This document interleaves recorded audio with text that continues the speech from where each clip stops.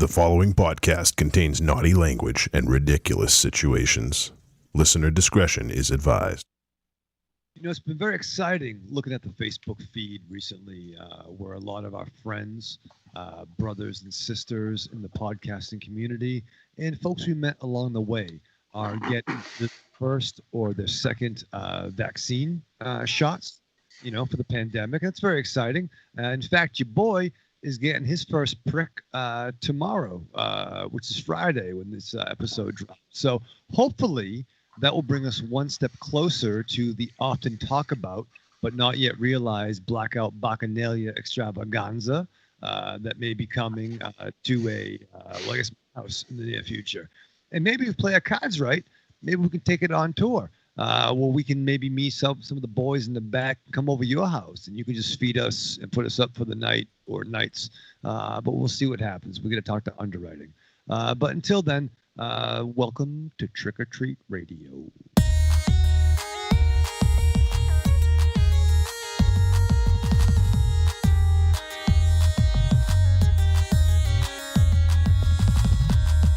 Welcome all you little zombies.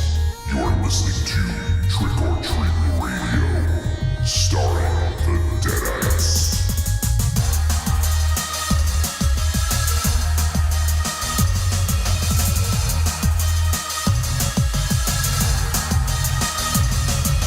Welcome to episode 455 of Trick or Treat Radio. Trick or Treat Radio is the world's most dangerous podcast and recorded in front of an undead studio audience here at Castle Wolfenstein, also at the Lair of La Swag within the Raven Chateau, also Casa Day Zero now in 340p, and also the Lair of the Gods. We are live once again with episode 455, and this week we'll be talking about the film Lucky, the Shudder exclusive from director Natasha Kermani and written and starring Brea Grant. So we will be talking about that flick a little later. We'll get some voice messages. If you're listening live and you want to get in on the action and send in a voice message with your thoughts about the film Lucky or about any of the films that we've done recently, any fucking thing at all. We don't care. Could be about anything. Could be about MZ's I was going to comment. I was going to fat shame you, MZ, but I'm going to withhold. The way the folds of your shirt look are accentuating your breasticles. Yeah, just the way the shirt is sitting. There, is that better? Oh man, so if you guys want to get in on the voice message or even an email, you can send it to podcast@trickortreatradio.com and leave us any thoughts about the film Lucky, about any of the films we've done in the past, in the recent history, in the future, or anything. So I would love to hear from you guys. We already have a bunch of voicemails lined up, so looking forward to hearing those. And so Raven Shadow, you getting the jab tomorrow, huh? You getting a prick? Yeah, I'm very excited. Yeah. I'm going out to the Natick Mall. For the folks who live in this area, know where that is. I'm getting the Moderna vax. So I'll be all walking out of there, fucking Moderna was the case that they gave me. You know what I mean? Team Moderna. Apparently there's people are choosing sides now based on which one you get. Yeah, you're gonna fucking slow it down, gang. It's a fucking pandemic. Take what you can fucking get. I think my team will be the smallest one because I get in right under the wire on Johnson & Johnson. You got the double J, right? You got the fucking 2 days before they paused it. It's fine. I got mine last week. You got J&J? I got J&J. That's right. So you got one so more. Far, you got one more week, MZ, and you're fully vaxxed. Yeah, and so far no third testicle growing out of my forehead or anything. So yeah, it's growing out of that flap, that anal flap. Smoking Tide got the double J too. Oh, okay. So we know a few people. Tdog was actually supposed to get the double J yesterday, and after seeing that report of having it be all women, she was like, "Yeah, I don't know." We're going to look for another appointment for her, and then they ended up calling and say they had to cancel it. So we were able to get her another one. She's going on Saturday to get the Pfizer. So she'll be getting Pfizer on Saturday. Nice. Pfizer Soze. Exactly, Pfizer Soze. So how about you, Aries? Are you vaxxed? You going to be vaxxed? I'm fully vaxxed. Oh, look at you. Oh, Look whoa! at Brad Dragonsack over here. You look at the vaccine on Aries. Which one did you get? Moderna. Moderna. Moderna. So there you go. We got 2 Moderna and 2 J&J. So, all right, Yep. well, there you go. Raven Shadow, as always, you're the last one. Aries is fully vaxxed. MZ has had his shot. In a week, he'll be fully vaxxed, and in about a week and a half, I'll be fully vaxxed. You know, I was thinking with the pipe cleaners that Raven Shadows calls his arms, I could only imagine like the needle like going right through it. Wow.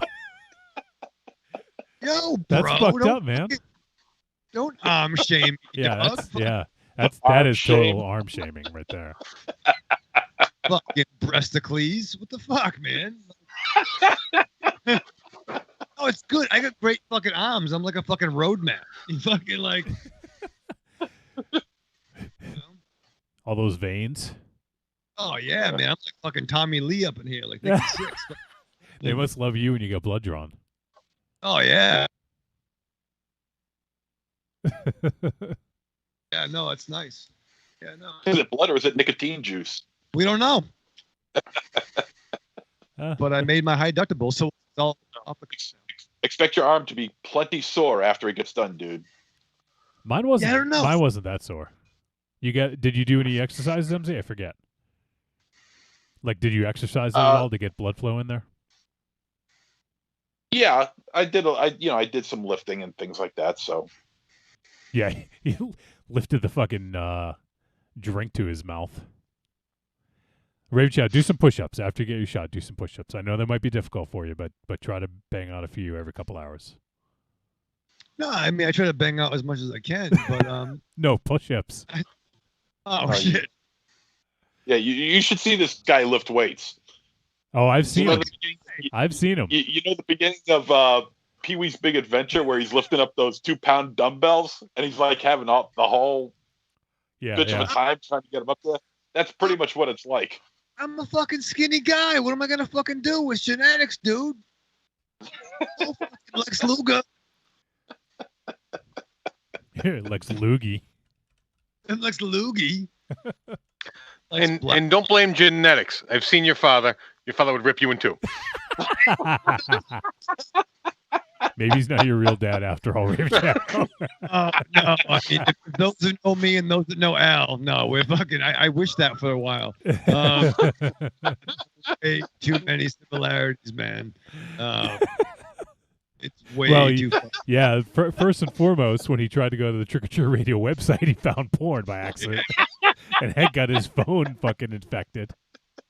It's funny. It's funny. We were over now that my parents are fully vaccinated and Marion's got at least one shot. We went over there on Sunday. Yeah. For second Easter, right? Second Easter. Is that like second breakfast? Well, kind of, but we didn't do the first Easter. Not that we're religious, but just we like to have ham and lasagna together. Ham and lasagna. So if on you didn't- Easter? Yeah. If you didn't do the first one, you can't call this the second one. Yeah. It's late. It's Or a belated. late Easter. Yeah, belated Easter. We did belated Easter then. What the Well, fuck? no, but you already called it second Easter. All right. But I mean, all right, fair. Like your second nap, you know. Second bet. Second Well, fair, bedtime. right. Second Right. bedtime, Yeah. second lasagna, second Good. Easter. To Johnny's point, right? It was a belated Easter, right? And then we did a media exchange program. A my media exchange program. Yeah, Did you give him a movie? Is that what you're trying to do? Wait. You Yeah. you were exchanging media with your family? You're using technology? It almost got bad too. I'll be real. It was VHS tapes, Yeah. so don't get Did excited. your dad find more porn? my dad gave me a fucking, Crosby, Stills and Nash fucking 8-track, and I gave him a copy of fucking, Can't Buy Me Love on VHS. It was nice. But no. So I shared my Netflix, my parents, and Marion shared Amazon Prime. And as a result, we got access to HBO to the max and other cable channels. So we're doing an exchange. And it was funny, like my mom. You're making it sound like this is fucking like Christmas. It was like We're exchanging streaming services. Yeah. Well, that's more intimate than passing around the fucking gift cards with your nana. Here you go. Here's fucking a gift card to the funeral home. That is kind of intimate, sharing your password, right? It's kind of an intimate thing. Yeah, you kind of open yourself up. You open wide, right? You kind of like. MZ is Raven Shadow's password. Is it Uncrustables or is it Second Bedtime? X-Pac number 1. You just guessed it. Can we edit this? Capital X, Pac. 1, 2, 3. Capital X, yeah. P @ sign instead of an A. C 1, 2, 3 exclamation. You're giving him way too much credit for the @ sign rather than the A. Yeah. DX 1, 2, 3. DX NWO 1, 2, 3. 1, 2, 3, 6. X-Pac. 6, yeah. You could literally just do all of his names, all of his different names, and have a fucking password. Yeah. Oh my! I can't wait to go to work tomorrow. I'm gonna change everything. 1, 2, 3, 6-Pac. What was it? 1, 2, 3, 6-Pac? Well, to be fair, the kid does have the podcast X-Pac 1, 2, 3, 60 or some shit like that. Like yeah. Did you see him at the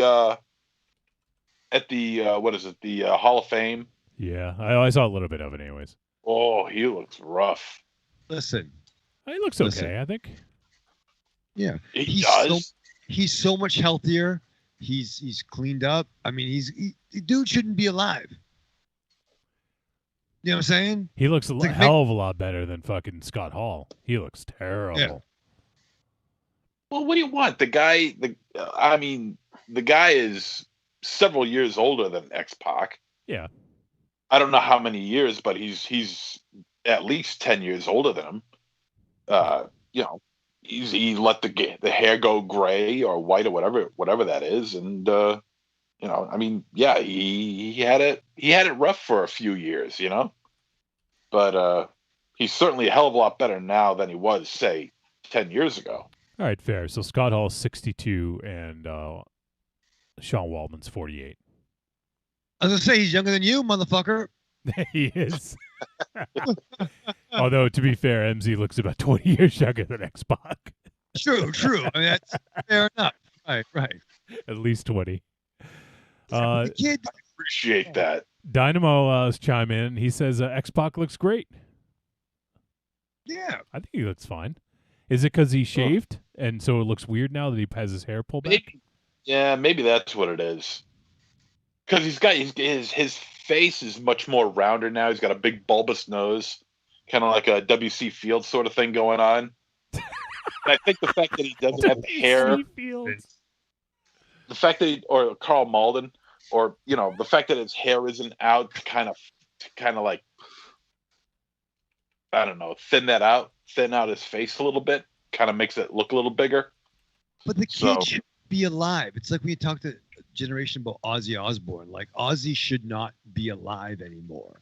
And the kid, he fucking, he tried to hang himself. Like he was fucking fucked up on meth and shit and stood up on his feet for like 5 days straight until Steve Blackman came up with the house. Like the kid shouldn't be alive. He may even develop some kind of like multiple sclerosis thing, because when he talks, he kind of has a hard time with his hands. But no, I mean, I think he's clean. He's smart. His dog's adorable. Yeah, he has his rescue dog. He has his therapy. You know what I think it is? I think Glenn Danzig putting him in the movie Veronica has a little something to do with it. All right, Veronica. No. Veronica Mars. Veronica Mars. Animal, get behind that. But no, I watched that picture till the kid. I saw Sean Waltman. I'm like, all right, I'm watching till the kid shows up. And then I fucking tapped out. Let me tell you something. Back in 1995, I went to WrestleMania 11. Okay, the worst WrestleMania of all time. And I was out in the area. I don't know what you call that. The foyer. The city. Before you're inside the building, but you're not in where they give you the tickets yet. You're where they take the tickets. You're just outside of that.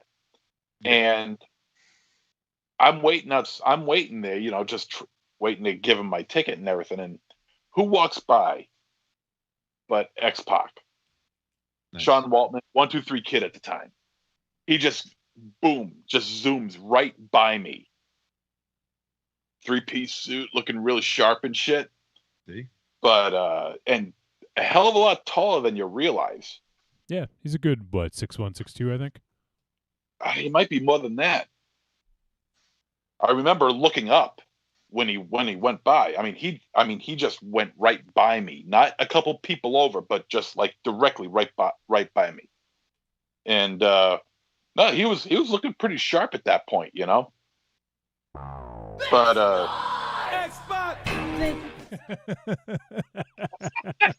make some noise. Still blown away. Still fucking. And while tell us what to do, he had a pretty lame gig at WrestleMania 11 at that time. He was just backing up Razor Ramon, but no, I thought that was pretty cool. I need to just get a sample of that so I can just play it whenever I want. I want to do my text. That's your text? Oh, I want that.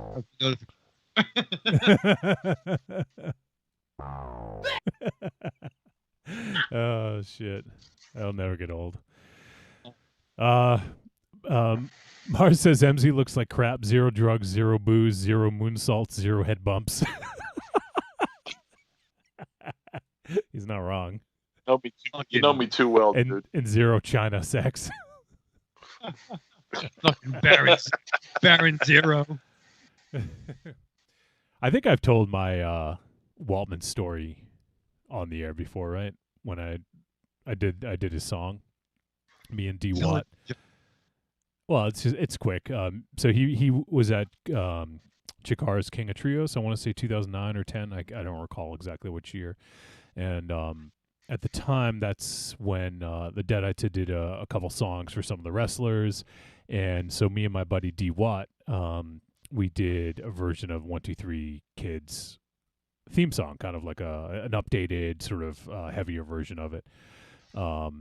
And so, I never met the kid, so I got it to the powers that be at Chikara. They liked it, and then they used it for 1-2-3 Kid because this is the first time he did 1-2-3 Kid since he did it in WWE. So it was his first time. So they wanted to have like a theme song that was similar, right? That was reminiscent of the old one, but kind of a different thing. So they couldn't get sued for using the song, And that was a dope track too. I think you and Mars were there at that show. Yeah. And the kid had shaved. He actually shaved and did the kid thing. Like he actually, he hadn't shaved his beard in years. And I think you sent a text when you said, "Oh, we had a buddy that is a huge fucking mark." And I think it was like, "Thank you." Was the response? Oh well, so the rest of the story was afterwards he was after the show or during intermission, I don't remember. He was signing autographs at a booth, so I waited until there was no one else there. I didn't want to take money away from him or whatever, and just went up and was like, "Hey man, like just wanted to say hey, I helped record the song that you used tonight." He's like, "Oh, thanks man." And that was it. Like like didn't say anything else. It's just like, thanks, man. Not that I was expecting anything, but it was just like, like, I don't know. It was just just kind of like, yeah, thanks. That's cool. Here, Not really. Not really. Here it is, Raven Shadow.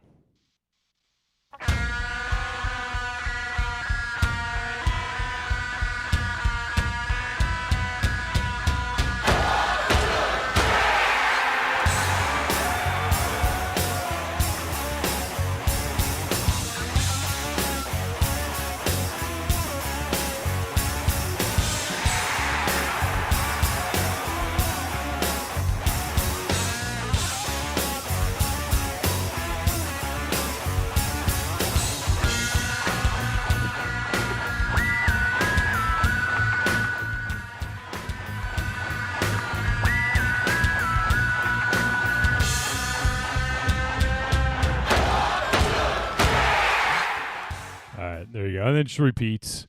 So it was fun, though, to work on, Yeah. Dude, send me that. It sounds pretty good, too. Well, that's all D-Watt.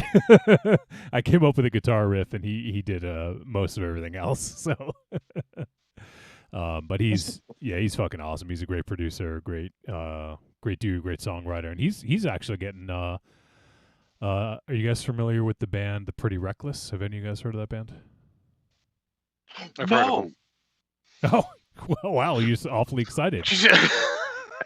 Well, anyways, he apparently did some orchestral arrangements for them and played Hammond organ on like half the tracks or almost all the tracks, and I think they have they're like a big band. It's not like just a small little band. I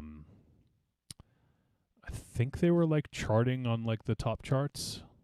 Trying to see if I can find out some info about it. But anyways, yeah, they're a pretty big band.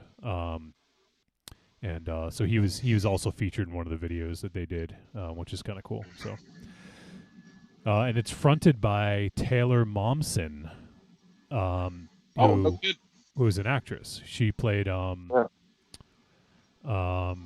she was Cindy Lou Who in How the Grinch Stole Christmas from 2000. I don't know if you guys remember that movie. Yeah, I was roommate of Joey Tron. You think I don't fucking remember How the Grinch Stole fucking Christmas? I fucking hear about that shit every. One of his favorites, if memory serves. Yeah, he don't like it. Yeah. He don't like it. Let's all get him a DVD. Each one of us get him a DVD of How the Grinch Stole Christmas, starring Jim Carrey, and mail it to his house. A, he won't be amused. B, he'll put you in the painkiller for real. See, I don't care. Wow. It's worth it. It'll be funny. Also, about 10 minutes ago, I wanted to read this in the chat room. Marion said, "Me and Raven Shadow's mom had a bonding moment discussing Gerard Butler's physique in the movie 300." It's true. How did that make you feel? Yeah, Raven Shadow, how did that make you feel? I fucking chimed in. I'm like, I like him better with the beard. He shouldn't be clean shaven. They weren't discussing the beard; they were discussing his abs. Yeah. Well, I can. Shaved abs, probably. For a while, Gerard Butler was in that, and once again, Keanu Reeves has evolved from this. But there was a time, and maybe I'm romanticizing, where it was like long-haired Keanu wasn't good, short-haired Keanu was good. That changed obviously with the John to the Wick, and pictures that came later. But I think Gerard Butler is better with the beard, like a 300. This is Sparta. That's better than clean shaven Gerard. Well, some people look better with a beard. Some people don't. Like Jonathan Frakes from Star Trek: The Next Generation.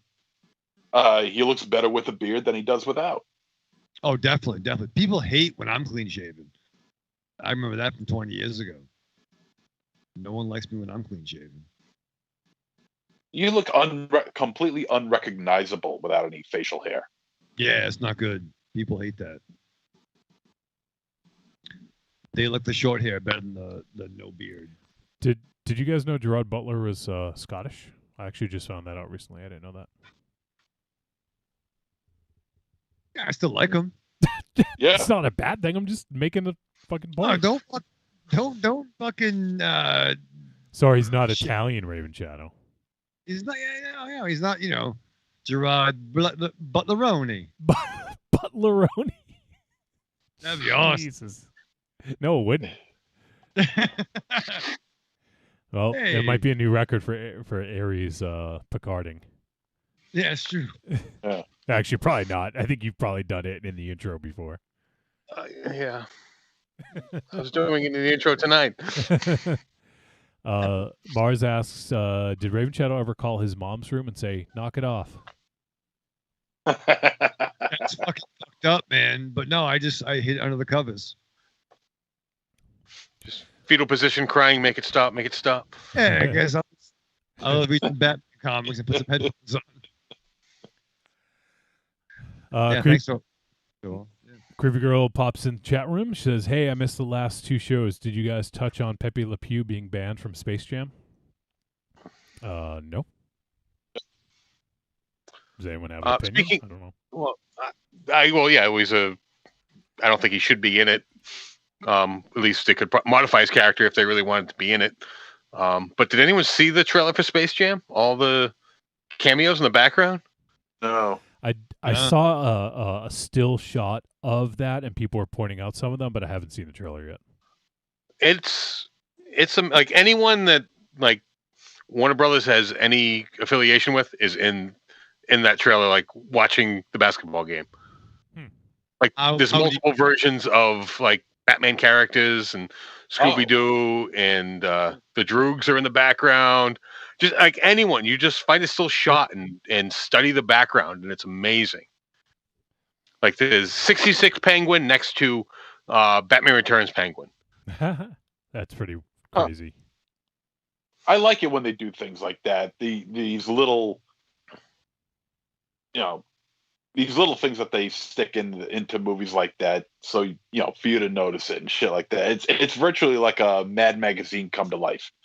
I saw the first Space Jam in the theater, and I had a good time with it. I don't know if I'll see this one. I mean, who's the basketball player that stars in this one? LeBron James. Oh, Jesus. I tell you what, I adored the first one. I thought it was a great movie. Just all-around fun movie from start to finish. I was skeptical about this one, but after seeing the trailer and seeing the direction they're going, I don't even know if it's a sequel or a reboot or whatever. I don't care. This movie also looks very enjoyable. It's a different take on the story, but it seems like a very enjoyable movie, and I will watch this movie. Wow. Is the animation like CGI animation, or is it classic, or at least in the same vein as the original Space Jam? It seems to be all over the place. At one point in the trailer, LeBron is animated, so it seems to be all over the place. Because rather than being sucked into a Toon World, he's being sucked into computer mainframe. So that's why all these movie characters that are existing, because like it's like a streaming world. Yeah. Okay, that makes sense. Supposedly it's a sequel from this article I'm looking at right now, and it's going to be coming to HBO Max in July, I think. So there you go. It's fine. I saw the original, but I don't even remember like almost anything about it. I think I was working at the video store when it came out, so I just rented it just to watch it, and I don't really remember too much about it. I'll probably check this out though, especially on HBO Max. And I guess I see Creepy Girl mentioned also the Lola. They had to redesign her. One of the first things I saw about this movie is people going nuts that she wasn't overly sexualized in this movie like she was in the first one. Like people were pissed at that. Who's Lola? The female bunny. Lola Bunny. The overly sexual bunny from the first one. I thought that was Bugs in drag. No. Bugs could never look that good in drag. You didn't see the fucking one he was in the fucking orchestra. let him have his fantasies. That's what he was dreaming about. Oh, I just come on. I mean, but- well, I just thought that was funny in the world that we live in today. That people were pissed that it wasn't an overly sexualized bunny, like it was just, it was just a female representation, an average female representation of an athletic woman. Yeah, he's like, oh man, I don't want to fuck that bunny, man. Jeez. God, dude. Bro. Like it ain't like fucking Chitara from Thundercats, dog. You know what I mean? Like Thundercrats? I know Thundercats. Yeah. Is that like aristocrats? Yeah, I know. The aristocrats. But yeah, Chitara, yo, if you were a boy, you know what I'm saying? 84, No, 85. what are you saying? Yo. Just saying. I like that. Just because you say yo doesn't mean we're gonna understand. Yo. I had that conversation with Mary the other night too, where I was doing hand gestures. She's like, I don't know what. And I'm like, well, if you're Italian, you know what I fucking mean when I do like, yeah. You can't have it, but other Italians know. You just know. There's no certain thing. All right. Certain All right. Trying to think what else was going on this week. Is there anything exciting that happened? Anything different? Anything new? This isn't really different or new, but this is probably mostly for Aries or Raven Shadow. I don't think MZ will care. But did you guys see the new Star Wars animated show Bad Batch is hitting May 4th? No, I'm not familiar with that. It's it's an extension of the Clone Wars series with some of the troopers. Oh, okay. Yep. I did hear about that. Yeah, no, I'm still not done the Clone Wars. Oh, okay. Rave Chow, were you gonna say something? You were like, so. Yeah. Okay, so that is animated, right? So that's one of the new it's Disney animated. Plus the fucking 14 different fucking Star Wars shows that are coming out. Definitely glad they're not gonna fucking dilute the brand. But no, it's very exciting. I'm sorry. I know. I'm sorry, Rock. But it's gonna be more animated, right? It's like that. It's all animated. Okay.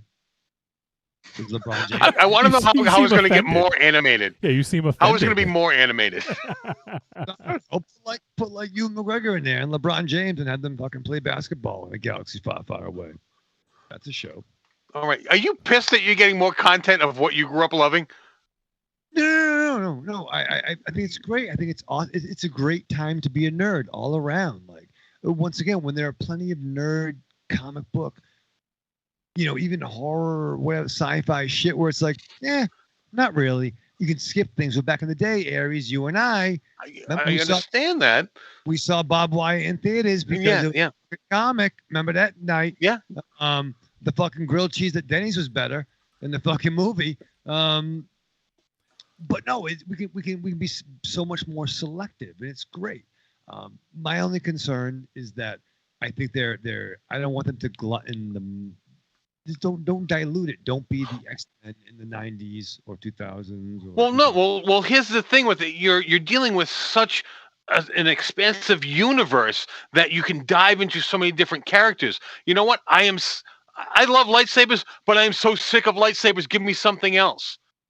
So That's what The Mandalorian is great, because it wasn't lightsabers through every fucking second of it. And we're going to explore rogue clone troopers. Amazing. Like, who would have thought that? But that is something the world needs. The Star Wars world needs. And I agree. I think you can cherry pick what you want, and that's awesome. I mean, there's obviously the talent and the creators involved are top shelf, right? This isn't fucking made for TV money. This isn't the made for TV Justice League pilot or the Roger Corman Fantastic Four movie. Although oddly enough, holds up a lot better than some of the shit that came later, which is weird. But no, it's a great time to be a nerd. There's so much content.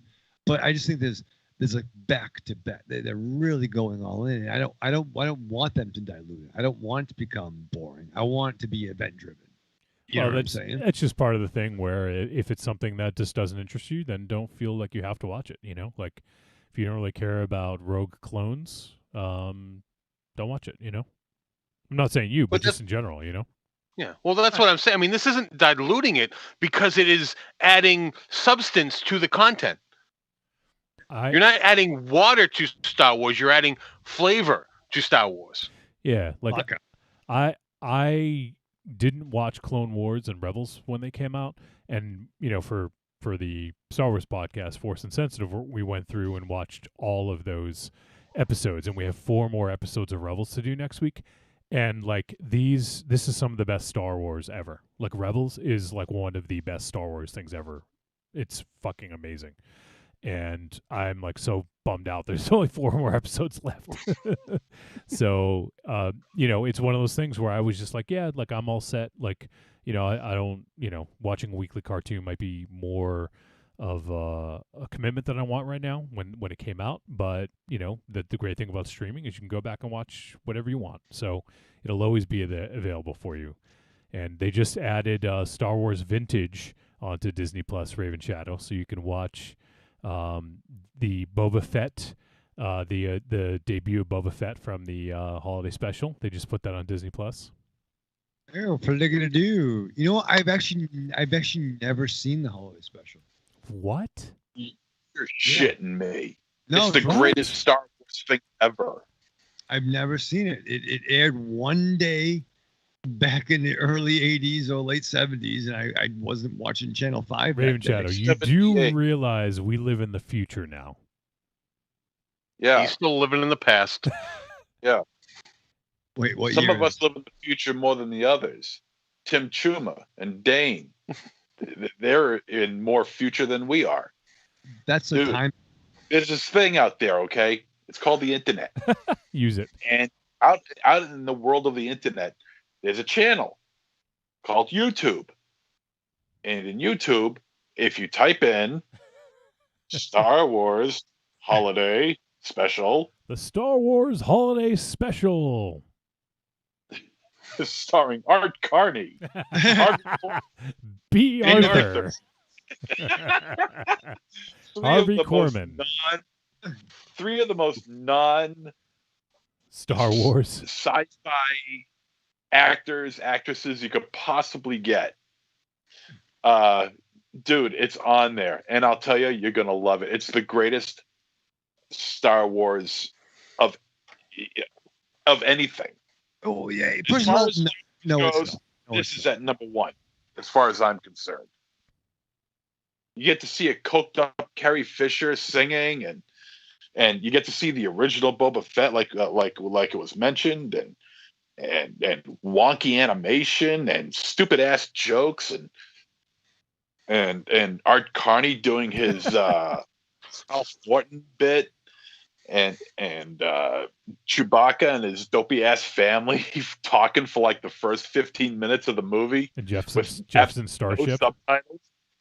You get Jefferson Starship and Diane Carroll in what is basically a precursor to internet porn or virtual reality porn, rather, I should say. And you get to see enough. You don't need to recap the whole damn thing. Well, I understand, Aries, and you're right, but there's just so much involved, man. Okay, yes, we get it. You love it. Wow.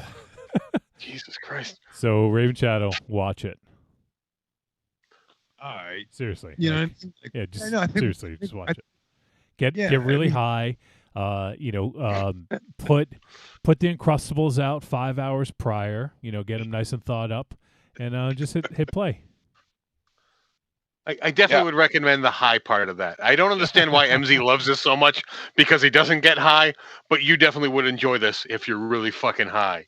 All right, Marion, like Carrie Fisher level high. I want. That's you. Like, go back in time. I want to fucking party with Carrie Fisher, bro. Yeah, I want. You couldn't keep up. No way. You could not. Fuck it. That'd be fine. I'd be okay to fail. I want, like me, Hunter S. Thompson, Hunter Hearst Helmsley. Hunter Hearst Helmsley, because he would drive. Yeah, Hunter would drive. Triple H would drive, and then me, Carrie Fisher, and Hunter be in the back, and then we stop by the Viper room. That's how I'm going out. Jesus, what a party that's gonna be. God, that'd be outrageous. All right, so No, let me- I got Yeah, one go more ahead. thing I Yeah. want to add on to this whole thing because it just sparked my memory. I wanted to mention this a couple weeks ago. Raven Shadow will appreciate this. I actually got to speak this line over a radio wave. We had a slight weapons malfunction. It's true. I actually said that line over a two-way radio a couple of weeks ago. That's pretty incredible.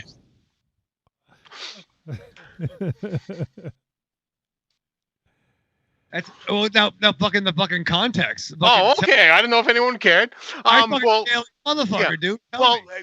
part of my job, sometimes we go out and we have to fire pyrotechnics at birds to chase them away. Gull harassment. Gull harassment, yes. Well, we had a weapons malfunction, and they were yelling over the radio for us to shoot, and we could not. So I seized that opportunity to reply back, we had a slight weapons malfunction. TK421, why don't you your post? Yeah. We're all fine here. How are you? It's a boring conversation anyway. How are you? All right, so let me catch up on some more chat here. Creepy Girl asked if anyone has seen the TV show Them.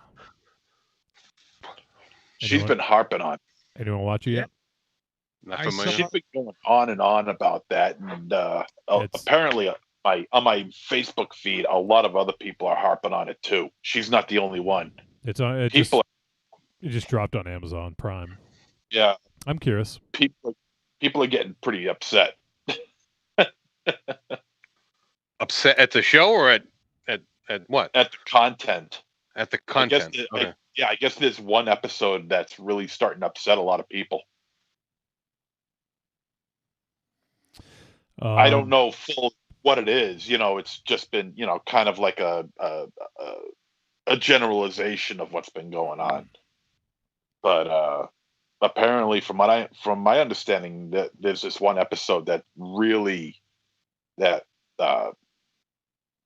cranks the uncomfortable level all the way past 10 and up to like 35. All right, there you go. Specifically, I don't know what that is, but I'll find out when I get around to watching it. I guess Aries went to go watch. You had enough of your shit. There he is. Had a slight computer malfunction. Evil Corny says, "Watch it, MZ," and then he said, "Carrie Fisher Empire Strikes Back / Blues Brothers era is my childhood crush." Hey, I love Carrie Fisher myself, but it is what it is. Corny. And she was brother. reportedly she was high as a kite during the filming of that program. Well, you fucking should be. You should be. You fucking should be. If you're gonna be fucking with that fucking what Itchy and Scratchy is the fucking Chewbacca's. Lumpy, and Itchy, Sorry, and Mala. I'm sorry, fucking, because everything Luke has done is fucking genius, right? You got Rashy, Fletty, Blashy, or some fucking shit. Rashy, Fletty, Black. Yeah, his cousin Scabies. What the fuck? Fucking Lucas. It's all figured out. It was all a master plan, right? Yeah, I would fucking do. I would, yeah.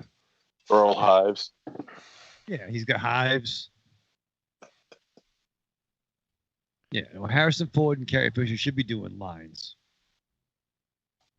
Well, every time Harrison Ford is the subject of that show is brought up to Harrison Ford, he just wants to punch somebody out. I think it's Conan O'Brien who keeps mentioning it to him whenever he's on the show, and Harrison Ford looks like he just wants to punch the motherfucker right out. He should play the Mac and Me clip. But I think Ford's leaning into it now. I mean, he hated Star Wars back in the day, probably until he got that big check for The Force Awakens. But I think he leans into it more of it now. But even Billy D hated fucking Star Wars too, which is so fucking weird. They were those cats that didn't fucking like that shit. Well, I like it. We know. That's the podcast. Rocky Mars, Alberto. Check it out. His name's not Alberto. What's his name? Alberto, not Alberto. Isn't that what I... Trying to put some weird fucking spin on it. Yeah, Viva la Raza. Come on, Alberto. Jesus. Alberto. Come on, Can I be there when he meets him? Because I want to watch him kick Raven Shadow's ass. That's why I want you to be there, Aries, so I don't get my ass kicked. Oh, shit. All right. Alberto, he's funny. All right, so let's wrap this shit up, all right? There was actually one more thing I was going to ask before we we started talking way too long about Star Wars. But MZ, did you pre-order the $700 Optimus Prime? No. It was still available when I first heard about it. I'm not dropping $700 on that thing. Not First dropping of all, $7 bills. No. It's cool. It's really cool. It's got voice command and everything like that. It's got the voice of Peter Cullen in there. Beautiful. You know, auto transformation. It looks just like him. The proportions look to be correct. As far as anything that breaks up the mold, there's this plate that's behind Optimus's head, but other than that, it looks really great. See, I didn't think it looked that great. Really? I thought it looked like a Prime you'd get off a Wish. Like it was just off. Like I don't know. Say Opto Wish Prime. Yeah. Off to Wish Prime. Yeah. I think it looks pretty good. The only thing that sticks in my craw outside of the $700 price tag is that when you want him to transform, you can't say transform. You got to say convert. And that just does not roll off the tongue as far as I'm concerned. There's this, and the reason why is because if I'm not mistaken, I haven't looked it up since I saw the video because I think I have a pretty good idea what it is. I should look it up though, just to be certain. Is that there's like a copyright issue with saying the word transform. Weird. Yeah. It has something to do with some copyright issue, and that they can't say the word transform. That they have to say convert. And I mean, they're not converters; they're transformers. You know. Well, see, I would have guessed that it was something that you'd be like, "Hey, this is my transformer," and all of a sudden it starts transforming on you every time you talk about it. Like it hears transform and just switches on. Well, you got it's like an Alexa. You got to say Optimus Prime transform or Optimus Prime convert in this case. Or if you want to speak to him, you got to say Optimus Prime do this, that, or whatever else. Optimus Prime wipe my ass.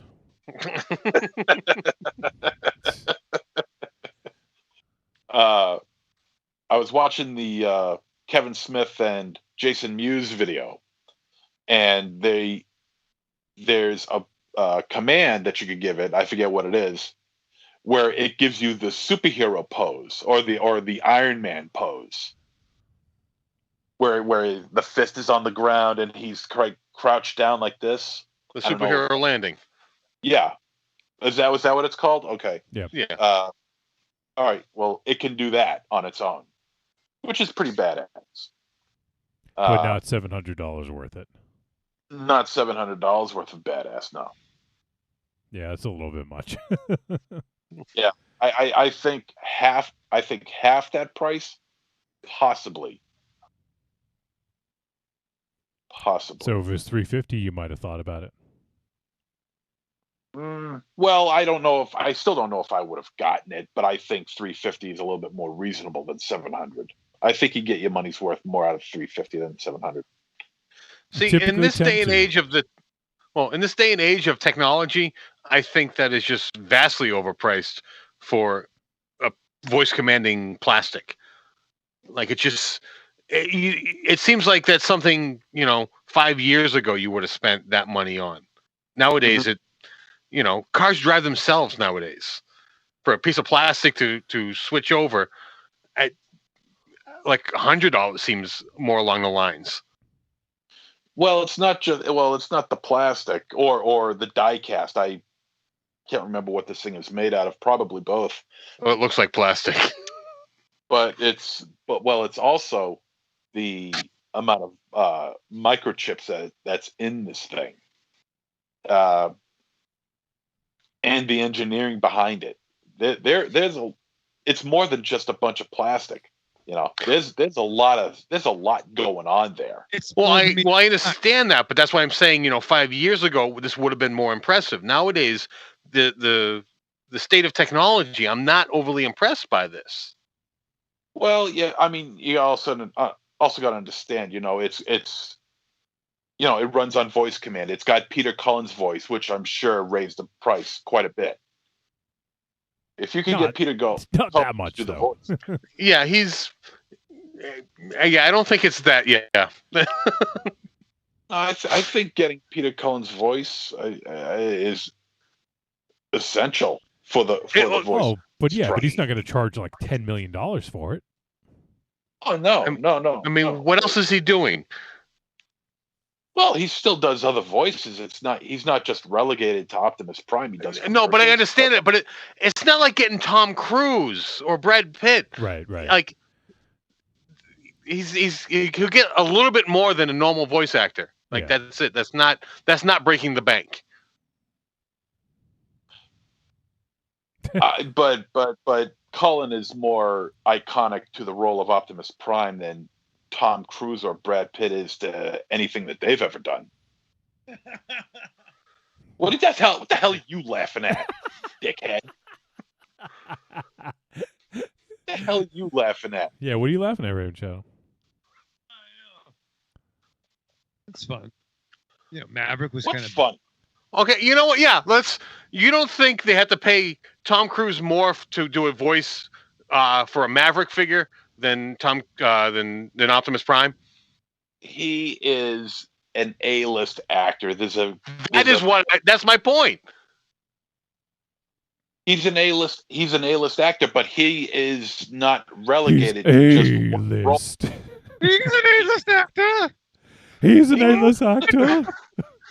He wants top dollar for every role he is in. He does a lot of roles just like Peter Cullen does, but Peter Cullen is more essential to the role of Optimus Prime than Tom Cruise is to anything he has ever done. They're not going to kill off Optimus Prime if Peter Cullen dies. Out of any role and replace it with someone else, it'll be different, but overall, it won't change that much. You get a different voice actor to play the role of Optimus Prime, and it's a completely different character. Completely different character. So are you going to abandon all Transformers as soon as he stops doing the voice? Hell no. I don't know what they're going to... When the time comes that Peter Cullen retires or passes away or whatever, I have no idea what they're going to do with the Optimus Prime character. I'm sure they're going to let it continue and get a different voice, but to me, it's Peter Cullen, no one else. Yeah, Tom Cruise is going to do it then. Hey guys, it's me, Optimus Prime. I'm Tom Cruise. I play the role of Optimus Prime. Oh shit! All right, I want to wrap this up. So, help support the show. The ways you can do that: head on over to patreon.com/trickortreatradio, and you can help support us. That's the best way to do so. For as little as $2 a month, you can help support the show, keep it running. And we got all sorts of perks going on over there. We got exclusive episodes. We're actually just, prior to recording this, talked about what we're going to be doing for our next 2 Patreon shows. So we have a little idea in mind, and I'll go ahead and spill the beans here because we talked about it on Discord.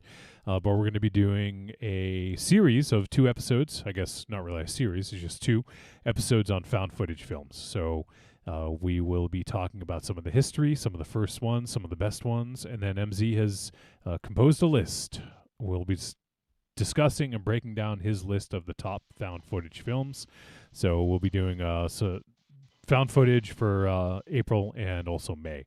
So if you guys, anyone can send in a voicemail if you want, but only Patreon supporters will be able to hear the episode because it's Patreon only. So if you guys want to podcast at trickortreatradio.com, just let me know that it's for the Patreon show in the subject or even in the body of the email. Just say Patreon or found footage.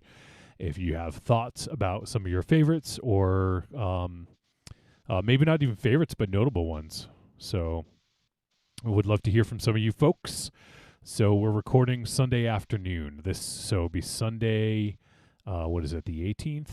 Yeah, Sunday, April 18th. Let's say 3 p.m. Eastern Standard Time. Make sure you have them in before then if you want to. Otherwise, we're just going to shoot the shit, talk about them for a little bit. So also we got the Blackout tapes. We got the Monster Piece Theater Movie Club. And we got the Patreon takeovers. We got lots of stuff going on. So give the Patreon a look. Patreon.com/trickortreatradio. And help support the show.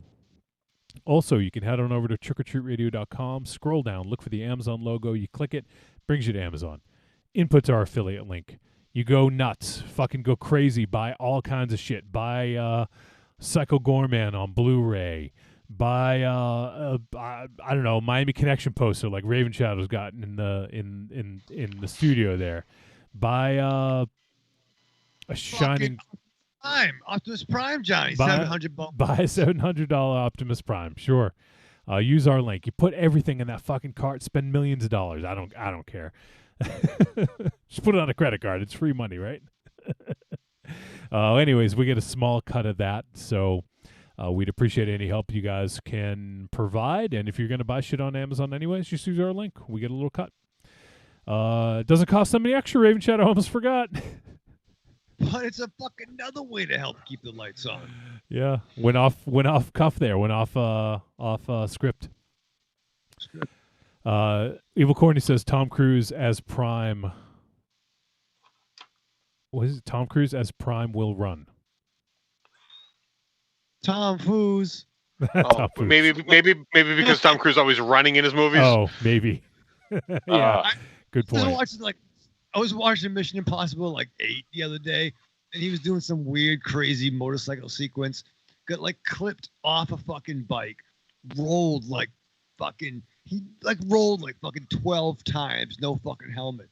Got up and brushed the dirt off his fucking tux off. Yeah, good for you. He's a fucking maniac. He's fucking Tom Foos, man. Tom Foos. All right, and finally, we have a digital store on trickortreatradio.com. We have the greatest hits of Trick or Treat Radio, volumes 1 through 3. If you guys have not been around for the duration of the 8+ years we've been around, there's a lot of shit.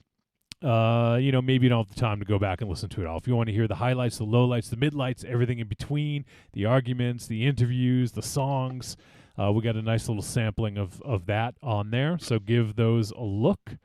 They're $3 a piece, so feel free to check those out and listen to the greatest hits. And that is it. So help support the show. We got a lot of different costs. We got hosting for the podcast hosting for the website. We got all these subscriptions to do all the streaming stuff for doing the show live. We use subscription for that. And then equipment stuff. MZ just got some new equipment last week or 2 weeks ago. I don't remember now. So yeah, lots of stuff, and we could help. You guys could help us with your support, so we appreciate it. All right, Raven Shadow, you sit down to watch Lucky. Are you feeling lucky, pal? I wasn't. Are you feeling lucky when you sit down to watch this movie? I felt really fucking unlucky because I was having some problems with my fucking shitty car. I was fucking stalling when I was fucking idling. You were Joseph You know- Stalin? I was fucking Joseph Stalin, fucking at the fucking Taco Bell / KFC the other day. And I'm like, what the fuck? Did you You know- did you order a what are they called? A double dia? A double dia? Yeah. What's a double dia? Double dia. Best. Those are, They can definitely- that's the thing you always like remember so fondly when you and I went and we got double dias and we were sitting in the car listening to Van Halen. Oh, that was so nice, Johnny. But no, it wasn't double dia. It wasn't like a beef steak or It's like something. a double dia is like a quesadilla but double, right? Double dia or something like that. No, we some kind of steak. Oh, that was. I'm right now. I'm in that happy place of me and you in the parking lot, just like vibing, eating. Whoa. We're parking in the lot vibing. You and I were parking. You know what I mean? I was in my seat, you were in your seat, and we had our meat, and it was nice, and we were just talking all raw. And we also fucking a separate incident is when we watched Warsh. Fucking what was the movie? Raiders of Atlantis. I almost said Pirates of the Caribbean, but that wasn't it. It was Raiders of Atlantis, and that was nice. We had the Taco Bell. Oh, so fucking nice. But yeah, I think we so also that's- did it for Grabbas.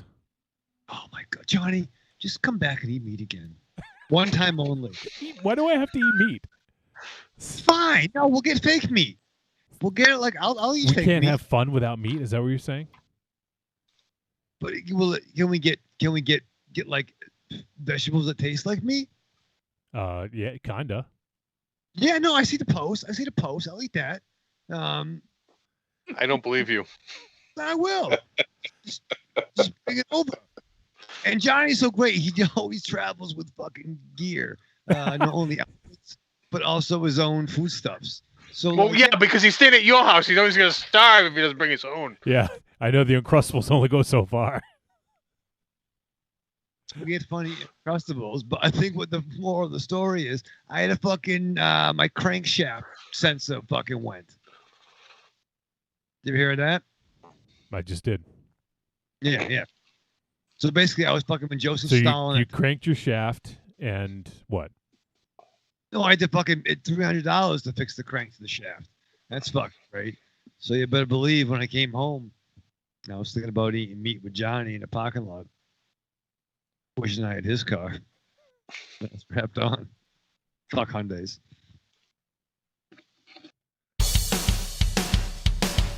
Greetings! We are the Retro Reductopus Cephala Podcast, a bi-weekly show that celebrates all the things that made growing up awesome. He's right. We wax philosophic about lots of geeky crap like old video games and movies, toys, cartoons. I don't know, help me out here. Music, pants, quoting video games that don't have dialogues, shabibers, tasty news, Unnecessarily long Japanese onomatopoeia. butt breathers, uncomfortable nature facts. or how to install a thermoflange. And unlike all those other podcasts, we at Retro Redoctopus have an exciting rotating host schedule. Do we? We sure do. So, if you didn't like the guy flapping his gums this week, Like me. worry not, gentle listener. Next week we'll have a whole new host. Of problems. Hey, they might still suck, but they'll suck differently. And you know what's really cool? Retro Reductopus is part of the Inebriard Podcast Network, with new episodes out every Tentacle Tuesday. Which is like every other Tuesday. We named it. Anyways, you can listen to us at iTunes, Google Play, Spotify, Stitcher, or straight from the tab reductopus.buzzsprout.com. Trick or Treat Radio is the greatest podcast ever invented. The spelling is very bad. I'm not sure who wrote this. And the Deedites, is that a company that procures houses? The Deadites. Oh, it's the Deadites. The Deadites are a fantastic musical act. That is what I was supposed to say. And there you go. There it is. Cheeseburger. Remember to rent The Fly, because that's a good movie for for making love to. Jeff Goldblum, thank you so much for joining us, and hopefully we can get you on the show again sometime soon. Oh, delicious nerds. Ms. M knows you like to chat it up with other sexy shut-ins about comics, movies, video games, and your favorite TV shows. If that sounds like you, cuddle up to the Trick or Treat Radio Facebook group, or the FIB. That stands for Fan Interaction Board. Just go to Facebook and search for Trick or Treat Radio and have more fun than a Jedi at a lightsaber sale. Not enough? Watch us on YouTube, The Deadites TV, all one word. Last but not least, check out the world's most dangerous talk radio show, Trick or Treat Radio, at trickortreatradio.com. It's not a problem at all. I got plenty of noodles over there.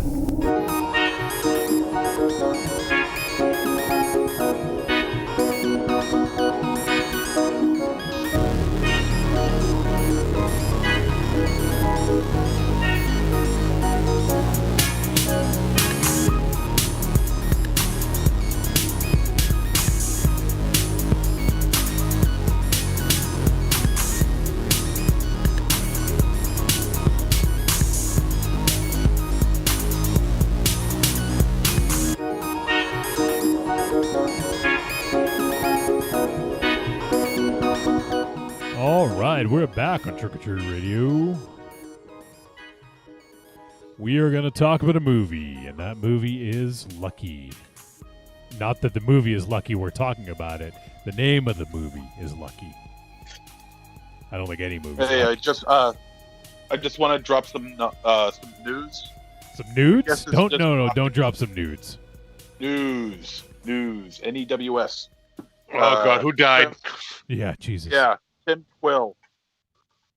Tim Quill died. He worked with Sam Raimi and Bruce Campbell in a few films, notably Army of Darkness and My Name is Bruce. He was the bald-headed blacksmith in the Army of Darkness. Oh, yeah. Yeah, he died. That's a damn shame. That sucks. Since we're doing MZ's Coffin Corner now, there was another big loss earlier this week, MZ, that you posted about. Yeah, Enzo Ciotti and Enzo Ciotti and oh god damn it, Gianetto De Rossi. Enzo Ciotti was a poster artist. Created some of the damn best. Good one too. Yeah. He was right up there, man. He was so good. Evil Dead 2, the American version of Evil Dead 2, Phenomena, a shit ton of Fulci movies, and like Manhattan Baby, New York Ripper.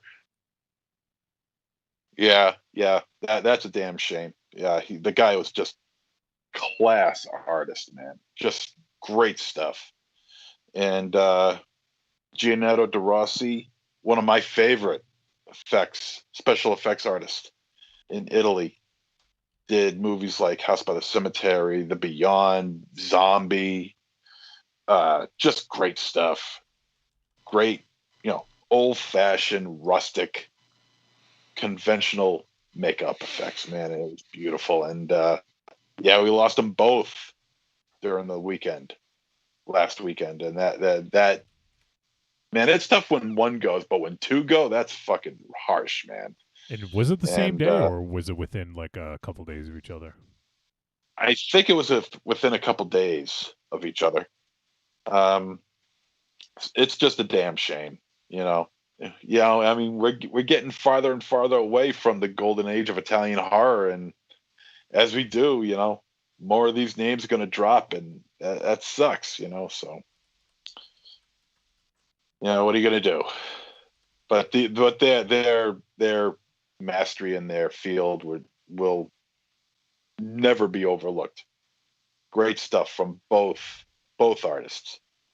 Yeah, for sure. It's a shame. Even if you don't know the name Enzo Ciotti, you've seen his work. I can guarantee it. He has some of the most iconic 80s horror movie posters. Demons, I think, too, right? Yeah, Trying to think Demons. some of the others he's done. Did he ever do a Nightmare on Elm Street, or was this just like an alternate one? I saw someone post a Nightmare on Elm Street one that was really cool. Yeah, he did some of his own style, like Scream and Nightmare on Elm Street. One of the most popular ones that he did was the Evil Dead 2 VHS cover. The skull with the eyes. Yep. With the skull off the side. That was Ciotti. So it's so yeah, if you're a horror fan or just a movie fan in general, chances are you have seen his work. You may not know that you've seen it, but you have seen it. Yeah, that's a shame. So, big losses. It's always unfortunate to have an MZ's coffin corner, but definitely worth bringing up. All right, now let's get back to the movie, and we're talking about Lucky. This film is not rated, and it just got a release streaming on Shudder. At I think it was the beginning, or I think it came out in March. Actually, I think. Trying to see, I don't see the actual release date here, but I believe it was sometime in March. It hit Shudder, and the film is directed by Natasha Kermani, and written and starring Brea Grant. Brea Grant is quickly becoming one of the most viewed stars, I mean, not only has she starred in a ton of films we watched recently, but also written and also directed 12-Hour Shift. So a lot of films she's been involved with, we've been talking about this year, it seems, or even late last year. So she's definitely been working her ass off. So the film stars Brea Grant, Dhruv Uday Singh, Leith Burke, Hunter Smith, Siobhan Michelle, Yasmin Al-Bustami, and also Larry Cedar as the officer. The synopsis, suburban woman fights to be believed as she finds herself stalked by a threatening figure who returns to her house night after night. When she can't get help from those around her, she is forced to take matters into her own hands. And this film, as I mentioned, streaming on Shudder. It's a Shudder exclusive. And this was one that was on our radar, but I know, as we tend to do based on listener recommendations, sometimes we'll bump a film up. But Double D was repping this film, and he was hoping we would talk about it. So made sure to make sure that we got it on the list, since it was already on there, but kind of made sure we did it sooner than later. And I'm glad we did. I think there's definitely going to be a lot of conversation out of this, at the very least. Depending on whether or not we like it, I guess we'll find that out. But definitely a lot to talk about, a lot to unpack in this one. And so just to touch upon Natasha Kermani, she did one other film called Imitation Girl, which I heard a lot of really good things about. I believe I mentioned last week this played at the Boston Underground Film Festival. I think it was the year, as I mentioned to MZ last week, I think it was the year that we went to go see The Void, and when you sat next to Gabe Bartowski. So I believe it played then, and for some reason I wanted to see it, and I just never got a chance to. But that film starred Lauren Ashley Carter, who we have seen a bunch of her films. Especially, she was in, to draw a blank on the name now. Darling, that's the one. She played Darling in the movie, in Mickey Keating's Darling. Oh, nice. And she was also in The Mind's Eye and Pod and a few others. So, all right, well, back to we're not talking about Imitation Girl. We're talking about Lucky. And as I mentioned with Brea Grant, she has been pretty busy just this year alone. she was in The Stylist, which we did a few weeks ago. And she also wrote and directed 12-Hour Shift. She was also in the film After Midnight, which we did last year. If you guys remember that one, it was actually, funny enough, After Midnight I think would make for a really good companion piece with this film, like a good double feature. That was the one where the creature kept coming to the guy's house after his girlfriend left him. Oh, with Jeremy Gardner. Yeah. Yeah, and so Bree Grant played the girlfriend in that, which I think honestly, like, I think these two would be good double features together. So, and she's great. I like her a lot. She was also, of course, way back in the day, she was in Heroes, if you remember Raven Shadow. Really? Yeah, you don't remember? I remember Corando. Yep, she was also in it. What season? Season 2. Trying to remember the name of she played Daphne Milbrook. The blonde, I can't remember what her powers were now. Shit. But she was in believe it was season 2. It's funny.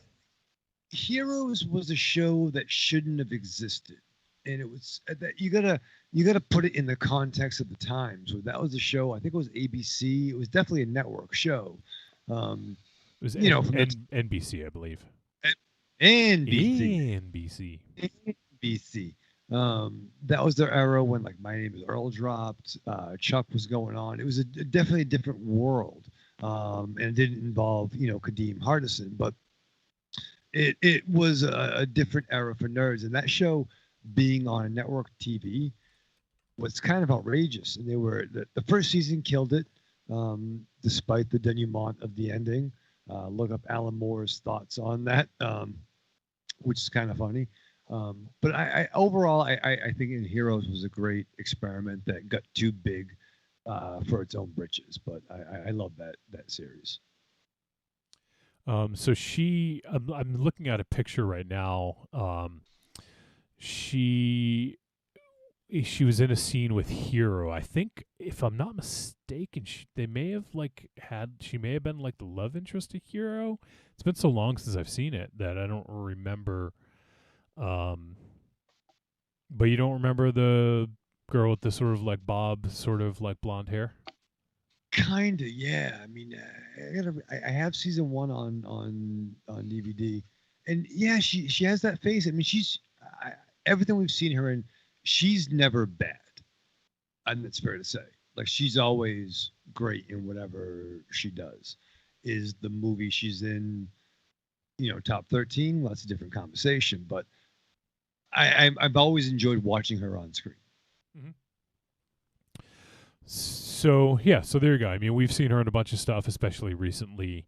I don't know if she has anything else coming out this year that we'll eventually be doing. So I don't know if there's more that we might see her in this year. But yeah, I mean, she's been awfully busy and doing quite a bit, and getting even getting some writing and directing gigs under her belt as well, which is cool. So. She also was in Dexter. She played Ryan Chambers in Dexter. So she's had some pretty high profile, TV appearances and stuff like that. So, all right. She has a cred in the genre world, genre community. Yes, for sure. All right. So let's dig into this one here. I got I actually pulled up an interview because I want to talk a little bit about some of the concepts of this film. But before we get too deep into that, let's just talk about the film in general. So we essentially have a couple, May and her husband Ted, and so there's so May is an author. She's kind of like writes for business, and it looks like it's kind of like more sort of like based in feminism, like in terms of like what was her book called? Go It Alone or something like that. Yeah, right. Because it was in the line when like they're like, oh, for your next book, what if it's called Go It Alone with two together or something? Yeah, together, Go It Alone together, shit like that. And there's a whole bunch of things that in the business world, like there's a famous book called Who Moved My Cheese. I didn't write it, but that was the thing. You didn't? I didn't. No. But that was the thing. And like, what's the fucking cheese? Like, there's a lot of like business empowering, there's like young adult fiction, there's slash fiction, and there's weird like business fucking empowerment. I didn't fucking make the shelf in the bookstore, but that's a fucking I think thing. you did. No, actually, if you did, it would have fallen down in 10 seconds. It would all be preacher. Self-help preacher. Preacher. Business preacher. So she has this meeting with what seems like her publisher or editor, I guess publisher. No, I think it was the editor or her. Sorry, not her editor. Her like agent. Yeah, agent. Publicist, agent. Yeah. And he's kind of saying like, yeah, like they haven't got back about this new book idea. And he's like it takes a while for a yes, and she's like, it also takes a while for a no. And so just kind of going back and forth about this book deal, and it seems like she's maybe struggling a little bit with or maybe the publishers are kind of like hesitant to enter into a new deal with her or something like that. So from there, she goes back to her car in parking lot, and then as she shuts the trunk, there's like a scream at the same exact moment, and yes, there's seemingly like nothing important about it, but I think it is. Well, as we find out, maybe will be important later. But then she goes home and kind of like talks about her day with her husband and all that, and they're kind of planting some seeds about how the husband doesn't really listen to her. He's listening, but he's not there. Hearing. Yeah, he's not hearing. Thank you. Yeah. Go ahead, Raven Shadow. No, did Aries say listening but not hearing? Yeah. So I mean I think that's something that will become important as we continue to go through the discussion of this. And then they go to bed, and then there's like a sound when they're in bed, and she's like, "What's that?" She's like, "I think someone's here," or whatever. And he's like, "Oh, that's just the guy who's here to kill us." And she's like, "What the fuck? What?" This clearly is the first time that this has happened, and he is so nonchalant about it. Like, yeah, this happens all the time. Like, whatever, it's no big deal. And she's like, "Are you fucking kidding me?" And so, they basically have to fight for their life every night, and to try to fight off this killer, this sort of like faceless killer. He's wearing a kind of nondescript mask that kind of masks his features, so you can't really see what he looks like necessarily, which I think is kind of the point, that is kind of like a featureless sort of man, right? Yeah, it's kind of like if you watch like the Batman 66 show, The False Face, it's that like clear plastic mask to cover your face to hide your maybe features, but it's that like, I don't want to say androgynous, but like it's that like see-through plastic. Anonymous, yeah. Yeah, it's just hard to make out the features. You can't tell what's going on. So yeah, and I think that once again is key to what's going on. And so after it happens, the husband's still like totally like nonchalant. Like it's almost like he's expecting this, and he is able to kind of subdue the I don't know what we call him, the man trying to kill him. And then the man just disappears, and then they call the police, and the police are like, yeah, well, what happened? You know, like they kind of don't really care about this man. They want to know all the other details. And then that's kind of it. And then it's like, oh, it'll happen again. And so she talks to him about it, like, you know, hey, like, what the fuck happened? Why are you so like nonchalant about this? And he's just like, don't act all crazy. I don't want to fight. You know, we can talk when you calm down, basically, you know. So this is kind of another thing here where the woman is having an emotional response to something fucking crazy that happened, right? Someone broke into their house, tried to kill them. That is not normal. That's not something that, you know, you just kind of write off and just, you know, like kind of gloss over. And she wants to know more, and she wants to know why the husband doesn't give a fuck, really, you know? And so he just takes it as an emotional outburst, as her being crazy, and takes off, and then is basically gone for several days. Now, she is actually surprisingly calm for this whole situation. True. Like, you can feel the tension in her voice and how she's acting, but she could be 100% more outrageous than she is when the husband is like, you need to calm down. Yeah. Like, he is the one that is overreacting to the whole situation by disregarding her. Right. Totally agree with that. Yeah. So it just is this weird sort of setup where you're kind of like off kilter and like, what's going on? Like, why is this person even here? How does the husband not care? And like, how is she so calm about all this? You know, it's just sort of an interesting setup. And then as we find out, this happens every night. And, you know, we see it's a bit of a, I don't know what to call these types of movies, but almost a bit of a Groundhog Day style, right? Where, go ahead, Rave Shadow, raise your hand.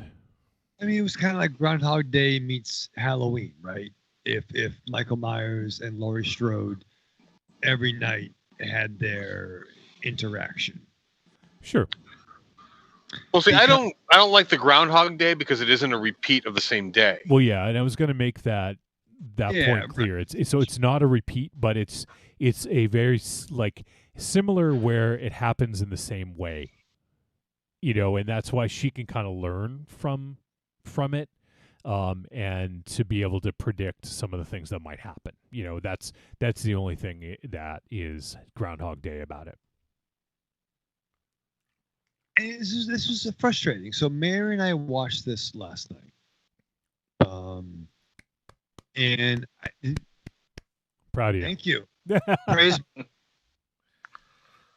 So I didn't watch the trailer, but the line of "There's a man out here," and the whole response of the husband, yeah, it's the man that tries to kill us every night.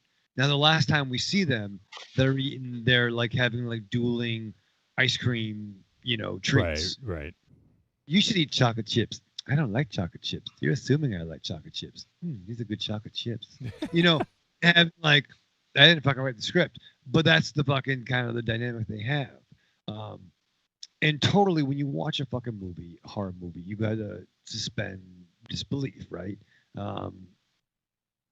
But yet, anybody that slept next to a woman or even just slept in general, if there's a sound outside your house, you gotta fucking shake off the, oh, I'm so tired. Oh, go back to bed. Hey, you cannot criticize this because me and MZ were throwing shit at you in your bed and you didn't wake up. That is true. Yeah. Yeah, but I wasn't, true, but I was fucking catatonic. That's different. Yeah. Maybe they were catatonic. Yeah. Well, you like that when you're awake too. They didn't have what I have. You know what I mean? Like Uncrustables? Someone laced my Uncrustables with fucking Thorazine. But no, it's like, fine, I get it. Like, if you're in a tent, you're camping, like, oh, babe, I gotta pee. No, baby, just hold it. You know what I mean? Like, but no, if someone says there's somebody fucking outside, you gotta spring into action. I'm a fucking $150 soaking wet holding the Yugo, but I'm gonna be fucking, my adrenaline's fucking pumping if someone says there's somebody outside. Do you know how many times I've blamed noises on the house settling to the missus? No, true, but Aries though. But but I know your wife. You know what I mean? Like if she said fucking Aries, there's somebody fucking out there. You're gonna get your fucking battle axe and your fucking giant spider, and you're gonna go out and fucking check that shit out. Not necessarily. Aries. What? I've seen you get upset. You know, but Yeah. If I hear something, this fucking house settles. Yeah, I've been in your house too. Yeah. And you know what? I'm still here. She's still here. I don't jump out of bed for every goddamn noise. God of War, sir. That's again. And you know what? And living in this world, if it's something that happens every night, yeah, I'm not going to jump out of bed. Some assholes come to kill me every night. You know what? I'm going to catch an extra 5 minutes. Let him come to me. Let's again. Now, yes. Now, that's a great fucking punchline for the trailer, right? That's a great, like, it's the man that comes to kill us every night. I didn't watch the trailer, but I'm sure that is in there, yeah. I'm sure it is, right? So it's a great hook. So what the fuck is this about? So now I'm kind of all in, even though I'm frustrated with the characters being ambivalent and not maybe acting how real people would be. And once again, we could joke about don't go in the haunted house. That's all. Every horror movie trope about what we wouldn't do is out the window in 2020 because fucking nope. I don't gotta wear a mask. There's no pandemic. It's fake. Fucking cunts. But no, I mean we fucking humans are dumb. It turns out humans are dumb. We will go into the amusement park. We will go into the campground. Oh yeah, there's no denying that now. Like we've been through a pandemic. Humans are fucking dumb as fuck. We will fuck in the campground. Yeah, there's no defending the idiot plot ever again. Right. We will go into the basement. We will go to the party. My friend Steve down in Florida doesn't give a fuck about fucking that. You know what I mean? Like we will fucking New Hampshire, no masks anymore. Fucking great. So humans are dumb, and we deserve to go away like dinosaurs. But this was a good film. What? I felt we deserve to go by the way of the dinosaurs. This is a good. I felt I'm going to rant. But what I'm trying to say is like that ambivalence. Like we you know, but like maybe you know where I'm going. Maybe I don't know. But that ambivalence to do this. But I think her reaction was great. I think what's very telling is when the police arrive. And I think there's something to dissect when the police arrive. In the dichotomy. Yeah, so when the police show up, it's a lot of the same stuff we mentioned before. It's what happened, you know, and from there it's they're once again listening but not hearing her, and then they keep bringing up, oh well, where's your husband? Like what happened? Like what's going on there? Like it's no one wants to hear what's really going on and what her problem is, you know. They think they have the answers to her situation without hearing her, right? Did you see the difference though between the first officer, where it was a female officer that was talking to her, and there were like 4 or 5 other cops outside with flashlights, you know, taking her story. Yeah. And the next time there's the encounter, it's the one male cop talking to her, and there's only like one cop outside, like looking for like spare change. You know how the difference progresses between who she's interacting with, which I thought was interesting. Well, I mean, that kind of goes along with the whole idea of the movie, where they're listening to her, but they're not hearing her because they're actually ignoring the physical signs of what she's saying because the obvious isn't necessarily right in front of them. And that is like the kind of the underlying story for this whole thing. Right. Yeah, and you're right. Like and that's so. I guess this kind of happens over and over, and she's kind of preparing for it. And like, there's that one scene when she's doing like the book signing, and there's sort of like a Q&A, and she's just kind of like, at this point, she doesn't know where her husband is. He's been missing for at least this point a couple days, and she sees that she missed a call from him, and it really kind of distracts her, and so she's just like really kind of out of it. And right after that, she goes to like the hardware store and gets like a rope and a hammer and like all these things to try to defend herself. And she's gonna try and catch the man who's trying to kill her. But every time she knocks him out or whatever, as soon as she turns around to grab the rope and turns back around, he's gone. So he's just like gone.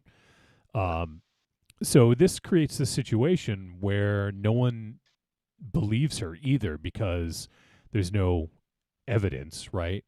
So this sort of goes into the whole, I mean, we're kind of getting a little bit more into some of the themes here, and this is sort of I wouldn't necessarily say Me Too, but this is definitely getting into the kind of violence against women, or just, this is sort of like a Promising Young Woman, where we saw what it was like to go through the world as a woman in that movie.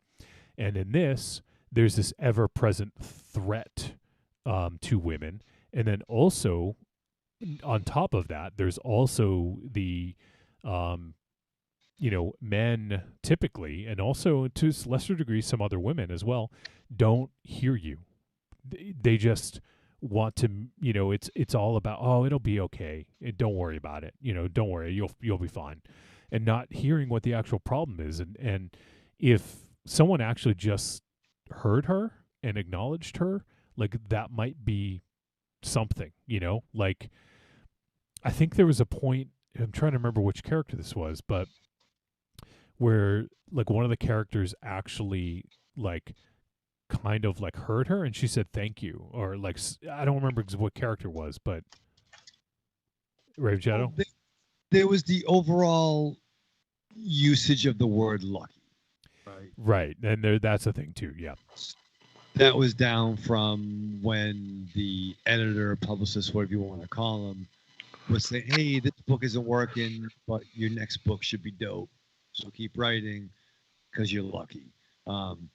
It jumped into a weird supernatural thing where even like the husband was in on the air quotes joke. Oh, it's the man that comes to kill us every night. And by us, more importantly, you. Or he specified that. And I mean, you could definitely tell there's sprinkles of comments. Even, I'm jumping ahead a little bit, when young boy Cooper makes a move and the paramedic's like, oh, he's a strong young boy, a young man. The man aspect of it, or well, what about your husband? So on one hand, you wonder, like, is Ted in on the joke? And why is, I'm sorry, I'm not sure what the character's name is. May. May. Yeah. I kept thinking about the film May. Why is May only figuring out at this time? And you wonder, I feel this movie sprinkles some red herrings in where I felt they had a gimmick. And even Marion was upset with this. Like, even from the jump in the garage scene when she was fumbling with her keys. And the first thing that Marion said was, that's fucking bullshit, because any woman in a parking garage is going to have her keys in her hand already. Not necessarily. Well, then you talk to a woman who and debate her. Well, because you know what, there's debate as to whether that's actually a practical thing to do.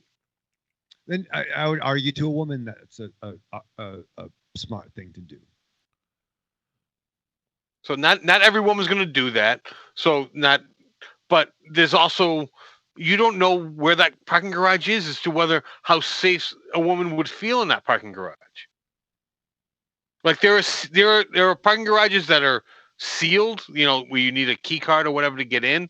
So a woman might feel safer in that parking garage than just a normal city parking garage. And that could be fair, but then you could argue, not argue, but even like, you got to have a certain level of street smarts. Anybody. You should, but not everyone does. You're also dealing with a suburban woman. Mm-hmm. Yeah. So let me. I think we're at the point now where we can talk a little bit more about the some of the themes here, and I found. So this is an article from DailyDead.com. It's an interview with Brea Grant. The question says, Lucky is pretty on its face with its messaging by the time you get to the final act, but talk to me about burying hints of those themes early in the film. So Brea Grant answers, it's funny, I do feel like women would read the script for Lucky and immediately go, yeah, I get it. I took a bit more explaining with a lot of men, but not all men, but yeah, it is supposed to be a movie in which we take this idea and kind of push it and push it and push it until it becomes almost absurd. There's a lot of themes, and I mean, obviously, violence against women and being dismissed when you're a victim of violence happens all the time. But then I think there's also this theme of the idea that women are supposed to dismiss it themselves and just go it alone. Especially with second wave feminism, I think it felt like you needed to almost push other women down in order to get up. And particularly white feminism has that same theme. We push those at the end of the movie in a huge way. Obviously, when you see other women start to, I won't say to you, it's a little bit spoilery, but when you see other women having a similar experience to hers, so she says, so yeah, they're all there at the beginning in the self-help talk, but also just in the general dismissive nature of people around her. It's a complicated movie for sure.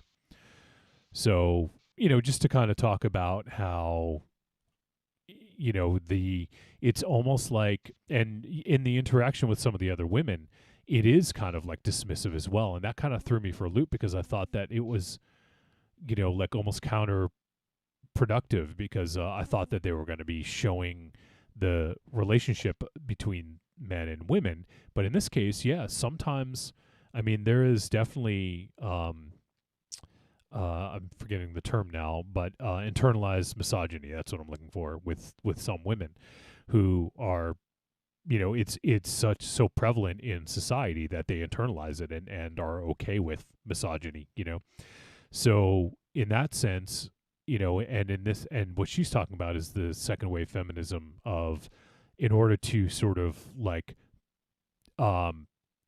you need to, push other women down in order to feel elevated, right? So I think there definitely is a part of that as well going on in this, which I think is interesting that she brought up in that interview. Yeah, it's I couldn't help noticing the amount of toxic masculinity that goes on in this movie. Oh yeah, between her husband and the police. Yep. They all act like, well, we're the man. Believe us, we got it taken care of. You're just a simple, frail woman. Yeah. Yes, you're a successful writer, but don't get too big for your britches now. So just listen to what we have to tell you, and you just do what we say, and everything will be fine. And there's even some, like it was mentioned, even some scenes of women doing that, and it's a need to push what is perceived to be a weaker woman down, possibly a crazier woman down, to elevate themselves. The female police officer, her friends, and the I think it was a psychotherapist or who was visiting her, social worker. That's who it was. Yeah. And they all they all treat her like she's some crazy woman. Yeah, and there was that scene where they're all like there was like 7 people, like like 5 or 6 people standing around her, all. Yeah. Like I thought that was really well done, the way it was written and edited together. I thought that was a pretty cool scene. That scene alone was so suffocating. Yeah. Because I could just imagine what it must have been like for her to have all these people using different terms of just saying, look, just calm down. Right. We got this, and I mean, they even go into singing mode, for Christ's sake. I know. It was getting really, really weird. But with the guy with the mask, I think I have him figured out. I think I know what the hell is going on with him. Well, is it spoiler to say? It's very spoiler to say. I don't want to say what it is. I'll mention it off the air. But I think I got him pegged down. The rest of the stuff, I think it's all just. I think it goes along with that. It's anchored to that in some way, in some psychological way. I haven't been able to figure that part of it out just yet. But the guy with the mask, and the fact that the mask that he's wearing is opaque, like a semi translucent, kind of like a mask from like Alice Sweet Alice meets the mask from Demons. I think that plays a big part in that character and what that character is. But I'll mention it to you guys off air. Okay. But so I could get your opinion, but I think I know what it is. Well, see, I think there's a whole lot going on in this movie where they allude to it very subtly, but it's completely different. And in a way, I am annoyed that they don't reveal it at the end, or leave the end so kind of wide open. Yeah. I mean, I get. Yeah. And once again, we're getting into territory here where it's going to be difficult to talk about. But to me, with it's difficult to even say, but I think that I think it did a good job of walking that line, because if it was explained anymore, then it kind of loses a little bit of its steam, I think, so it's one of those, is the thing really happening? I mean, obviously it was happening in this, but what is causing the thing? Is this, based in reality? No, this isn't based on our reality, but this was something that that in this case May had to deal with. That was a fucking mess. I was trying to tiptoe around spoilers, but I think one of the, you kind of brought this up, Raven Chat, I believe, but one of the other interactions I really dug was the one with her publicist when he comes and tells her about the book deal. Yeah. And he's like, "Oh, I got it for you. I got you the book deal." And she's like, and she's been through this whole ordeal. And he's like kind of upset that she's not happy. And he says something to the degree of, "You're lucky they gave you a deal." And she's like, "Are you fucking kidding me?" She's like, "I worked my ass off for this. I'm not lucky."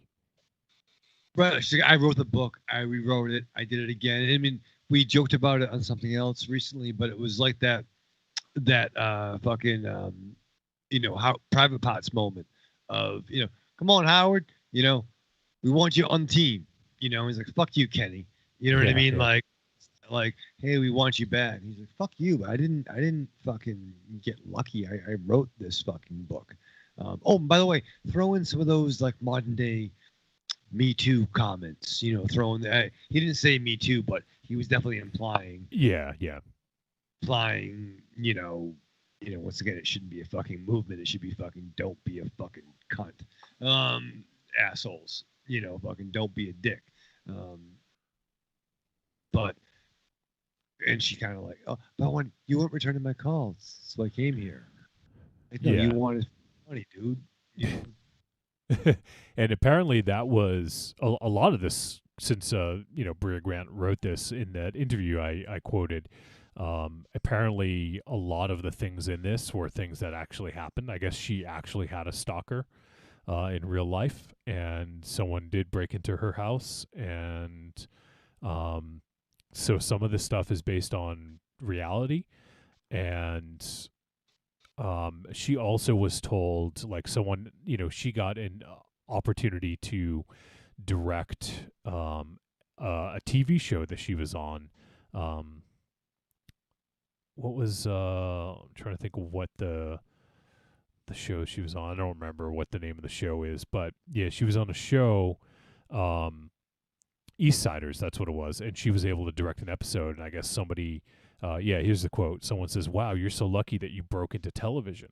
And I was like, well, to be fair, I started as an actor on the show. I was a producer for 3 years, and then I wrote an episode of the show. So yes, I was lucky maybe to have been cast early on, lucky to keep coming back, but I did work really hard to get that opportunity and had to prove myself. So it's this whole kind of concept of, oh, you're really lucky to, you're really lucky that guy talked to you or whatever, like, I'm sure that that's something that a lot of women have heard. It's not luck. A lot of the time it's just fucking pure hard work, right? Oh, sure. Totally. And then even down to, the not therapist, but the social worker was like, and was there ever a time that your husband was angry? And right. she gave a reason why the husband might be angry. Is that when he hit you? No, he was just fucking angry. Looking for a gimmick. And then like, well, is that all? Like Val being fucking dismissive of that. So I think this movie, there was some great stuff in this. And I think it would have been, I didn't watch the trailer, but it would have been a great trailer. But do you guys think that it didn't walk the line between, is supernatural a spoiler word to say? Well, she mentions it in the film. It's mentioned in the description of the movie. Yeah, it is. I don't think so. I never felt this movie to be supernatural at all. I struggle with that comment. How would you? Did you watch this movie? I believe I did. Okay. Yeah. Because there are clearly, I'm sorry, Johnny. I think there are things in this movie when you suspension of disbelief, and I think even watching this, and when even Mary and I talked about our criticisms, I felt they were going for something more. I definitely got the parking lot scene and I hate to say the Groundhog Day thing, but I get that. But I think it was a great trailer punchline, but it struggled with finding its true identity, where even in a world that was supernatural, characters didn't do things that made sense. And why is she in this place? You know what I'm trying to say? Well, here's my whole thing with this movie. When the movie ended, I had my interpretation of what was happening, and everything made complete sense. Really? Yes. Now, when I say I have a problem with the ending, mainly because although I'm not 100% confident in my interpretation of this movie because of my gender. Like, I am at a hindrance with understanding what is going on in this movie. And thank you for walking away as I'm describing this to you. Wow. Jesus Christ. Wow. Yeah, I'll just go fuck myself then. You know what, Aries? He's not hearing you. He's not hearing me. I need him to hear me. Look at MZ now. Oh my God, I'll just go fuck myself all over the place. Oh my God. No, I won't do it. For the love of God, Jesus Christ! I'm so fascinated. All these fucking barking at darkness. I just wanted to close the door and try to do it. I hear you on my headphones. You know what? You could say, "Excuse me" or something. I know. Yeah, you it's fucking literally rude. took your headphones off and walked away as I was talking to you. Fucking rude, man. That is just not very nice. No, not at all. And I get silence from him. Bombaleo. I mean, they can't see that when the podcast drops on Friday. But you know what? I don't care who is listening to this except for the three of you motherfuckers. In my world, I am talking to the three of you. And when the motherfucker I'm addressing gets up and walks away, I love you so much. He's just not hearing you. No, like I get absolutely fucking nothing. I just yelled at him for 5 minutes and I don't even get I'm sorry. You know what the funny thing, the ironic thing is that you were just talking about how you were having a hindrance because you're a male, and now you know exactly what May feels like in the movie because of what Raven Shadow just did. I wouldn't say exactly, but now I get a little bit more of an understanding. I was trying to teach you something, Aries. No, yeah, you're mad. Trying to teach something there, right? I was. Oh yeah, okay. Oh my God! Can you say the fucking words? Which words? I actually said it. I actually called you out for not even apologizing for getting up. I'm sorry. Well, there you go. Okay, that's at least something. But sorry. my God, I meant no disrespect to the God of War. I was trying. But yet you did it. Because all it would take is be like, "Oh, I'm sorry, Ollie's going nuts. Please forgive me," and then you get up. I don't know. I'm sorry, and I get so sidetracked. I completely forgot where I was going. I apologize. I apologize to the millions of listeners at home. Am I overstating that number? You do. No, the 10 people at home. You're doing really good. That's good. No, keep going. Like I said, I forgot. Well, you talking MC, about take it. You're talking about having a hindrance of being a man, and then yeah, that part I got, but I mean, I understand. My interpretation of the movie, it all made sense to me, but the problem with the kind of the vagueness of the ending, because I wanted more reassurance to how I was interpreting it, I guess would be my problem with the ending. Because I don't fully understand. I can't fully relate to the story that was being relayed to me. That's fair. All right, I want to start to wind things down a little bit here. Evil Corny says that he thought this was about dealing with trauma, this film. I think it's one of those kind of open-ended films where you can, once again, you interpret art the way that you want, or the way that you that means something to you. So I could certainly see that. So we kind of touched on the ending a little bit, and without giving anything away specifically. What did you guys think of the ending? Was it a satisfying ending? Did it leave a little to be desired? What were some thoughts on the ending? I thought the ending was good. One thing about the ending, and it actually happened a couple times throughout, I thought it was interesting when May and the stalker were down. There was a couple times when the way they were positioned was almost symmetrical, or there's one especially when they were placed almost the same way. I thought that was really interesting. There had to be something to that, but I don't know quite what they were going for. But I thought that was at least interesting. Go ahead, MZ. Sorry.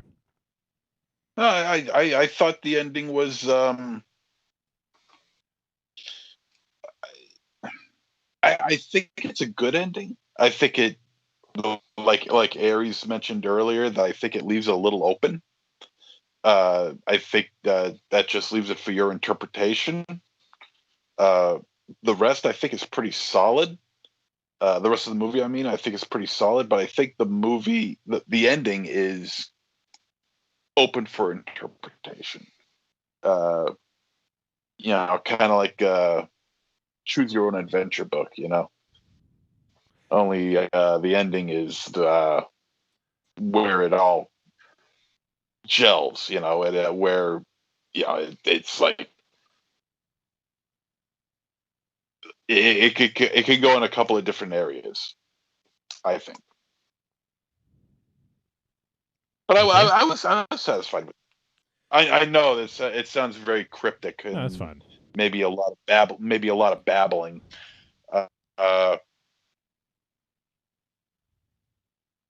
I mean, I think we've already The only stated reason that the ending doesn't like sum everything up in a nice, neat little bow. I mean, we've already made that clear. Yeah. Oh, I was gonna go to Raven Shadow, but hey, to be perfect, You know, what? Fuck him. it's wow. One thing I did want to mention about this movie, and I don't want to speak too much of it because I don't want to. It's, in my opinion, it runs a risk of spoilers, but I want to make sure people pay attention. There's a lot going on subtly in the background that doesn't necessarily mesh with reality. And I actually want to rewatch this movie to see if there's more than I caught on the first watch. For that reason alone, I would rewatch this movie. interesting. There's a lot going on. You know what? Things, you know, what you're supposed to be focusing on and what is happening. I mean, not necessarily background, but what you're not supposed to be watching. Things are happening in this movie.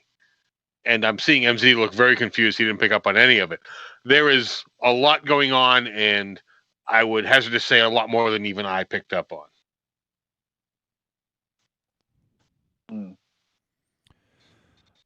Raven Shadow, we were talking about the end. Denouement? Yeah, did you have strong feelings either way? Did you like the end, not like it? I struggled with some things in this picture. I think there were things that I totally got, and they were going in certain ways. And then sometimes I think it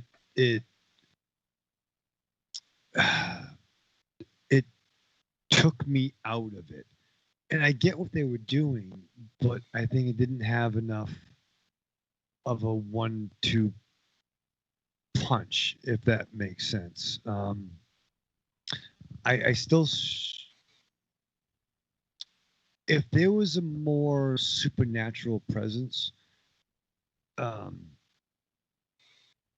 kind of established, I think it would have worked more. And I still feel it kind of did a little bit.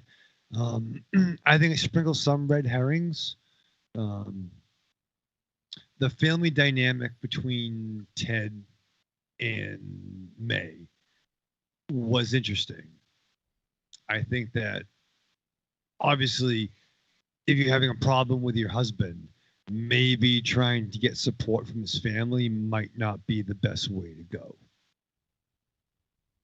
You know what I mean? At the end of the day, the sister of your husband is going to support your husband, right? Especially since it was revealed that they had problems before. That was her issue. Well, right. There was a revelation earlier on. So I think there's, I don't know. I mean, maybe some verdict stuff. Yeah, that's fine. I'll just speak to the end.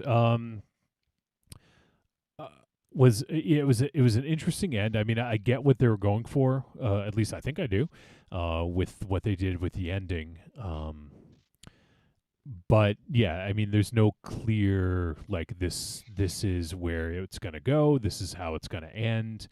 So it was an interesting choice, but I think that's a good way to go about it. It kind of like was impactful in showing, you know, like kind of what they were going for. So I think in that sense, I think it was effective. All right, well, let's do the verdict because we're getting a little late in the show, and I think we're ready. I think we're about there, so let's do it. Trick or treat, baby. I wonder if people would say you're a trick or a treat. Trick or treat, motherfucker. All right, verdict time. We're going to let you know whether Lucky was a trick or a treat. And any final thoughts? Let's start with MZ. This is a good movie. I think it's very well written. I think it's very well directed and acted. It sounded good. The lighting is really good. It's a little complex, but I think that's if you take everything in. I think the main focus of this movie is the guy with the mask. That's where the crux of this whole movie is with, and his appearances, I feel, are not supernatural. There's something else. And like I said, I don't want to say what it is because I feel in my interpretation of it, it's a big spoiler. So I don't want to say what it is. Well, I'll mention it to you guys off the air. And yeah, we can talk about it off the air, but the thing I just want to toss a question your way. If it's not supernatural, how did the body disappear every time? You'll know when I tell you. Okay. You'll know when I'm not going to say it. What are you holding up your hand What are you for? going to What tell us? No, because trust me, I got it. I feel like I had it figured out when more into the film they were doing they went back into the parking garage. I think that's where I got it. I think I got it figured out. There are like little areas where you got to keep your eyes peeled for some unusual things. But overall, I mean, this is a good movie. The ending is somewhat open to interpretation, but it's a good movie, and it's got a fair amount of blood in it, and although not overly scary, in a film sense, but in a real world sense, yeah, good movie. This is a treat. I would recommend this. This is good. All right, now let's go to Aries. This movie had a lot going on as far as the scariness of it. I think we all lack the equipment to appreciate the fear involved in this movie. One of the things we didn't touch on was the score of this movie. Although normally I talk about liking the subtle score where it's buried and you don't notice it, this score was over the top, and I felt it was necessary for this movie. And I did enjoy that at times where they just kind of spoke about what happened, you'd hear notes of the score, and it was done very well because for this movie it was very appropriate for it to be over the top. This movie is very cryptic as to what's going on until you get deep into this movie, and I hope I am correct with my interpretation of what is happening in this. Regardless, even if you have zero understanding of what is going on, visually this movie is outstanding. Oh crap, I hate when that happens. Jesus Christ. What'd you do, Raven Shadow? I didn't touch nothing. This movie is a treat. Definitely check it out. Damn it. Hate hearing my voice.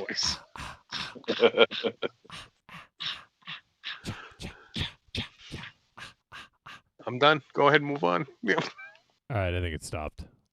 Good. As soon as you finished, it stopped. All right, now let's go and hear Raven Shadow's verdict. All right, Aries, you know I love you so much. You're my big brother, and I would never don't put me the finger. Flip off the other guy. You know what? Should I give you the stink eye then? Well, it's better You than should just leave. but you know, You love him so much you left when he was addressing you specifically. fucking dog was barking. I could put the headphones down. So you blame Ollie? Wow. No, That's I'm some saying- cold shit. Yeah. You know what? Your dog was barking the whole fucking show. I heard him. Yeah. He didn't like what you said, but I did. But no, there are a lot of things in this picture that worked, and there were some great things that were thrown out there. I mean, by great, I mean fucking terrible, right? I mean, it sucks that we can pick up on all these, tropes, and it just sucks that we're in 2021 and we still suck as a fucking human race. But there were some really good things in this. I was into it. There was a great EF Contentment post that I stopped reading because I hadn't finished watching the film yet. But overall, I think this picture would have worked better as a 30-minute, 45-minute Tales from the Crypt, Twilight Zone, whatever you want to call it, anthology. Being elongated, I think we saw some holes in this. Or maybe we saw not enough. The denouement was dope, but I don't feel we got a great closure in this. So, I mean, the actors were great. They all did the job. The woman that I'm forgetting her name, Bree, she was May. Bria. Right? I mean, Bria. Bria. Yeah. I think she's fucking dope, and I can't wait to see any picture she does. I'm on. But I gotta say, this was great concept, not the best execution. I would say barely a trick. Barely a trick. Barely a trick. Barely a trick. Yeah. I still struggle with, like, what the fuck? Why are you gonna fucking you finally get evidence of a fucking thing and you're gonna wipe the blood off the floor? No, she turned the blood in. Yeah, they did that line in. It was kind of like, inconclusive. yeah, but she's washing the floor. It was kind of like when, like, in the G.I. Joe the movie, when Duke should have been dead from the snake It heart. wouldn't have mattered anyways.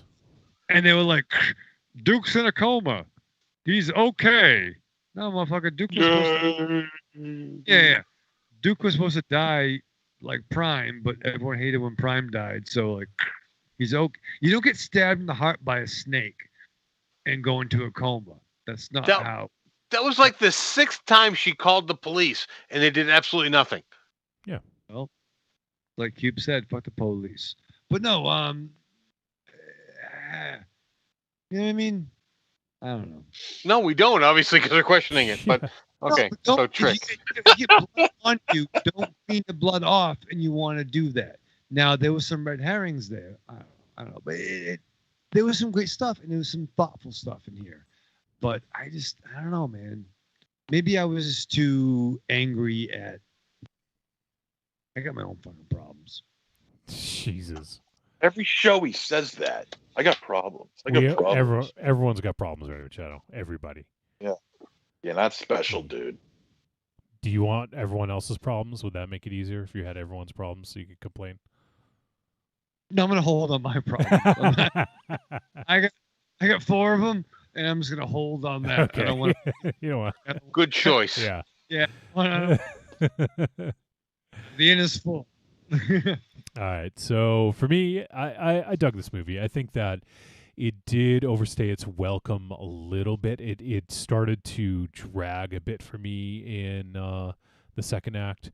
But I really like a lot of what this film brought to the table, and especially about the conversations around it.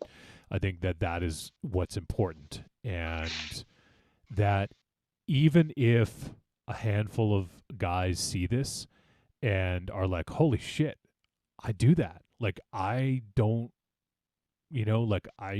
hear my partner or my, family members or whatever. If that just even sinks in and registers with some people, that's good.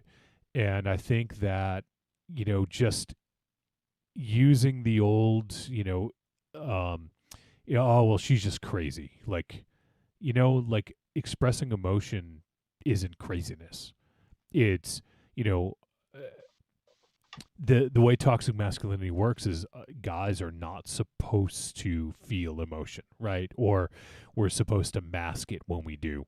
That's sort of what you're taught growing up, or at least what most people our age were taught. I think that is changing now, but it's the old adage, like, boys don't cry, right?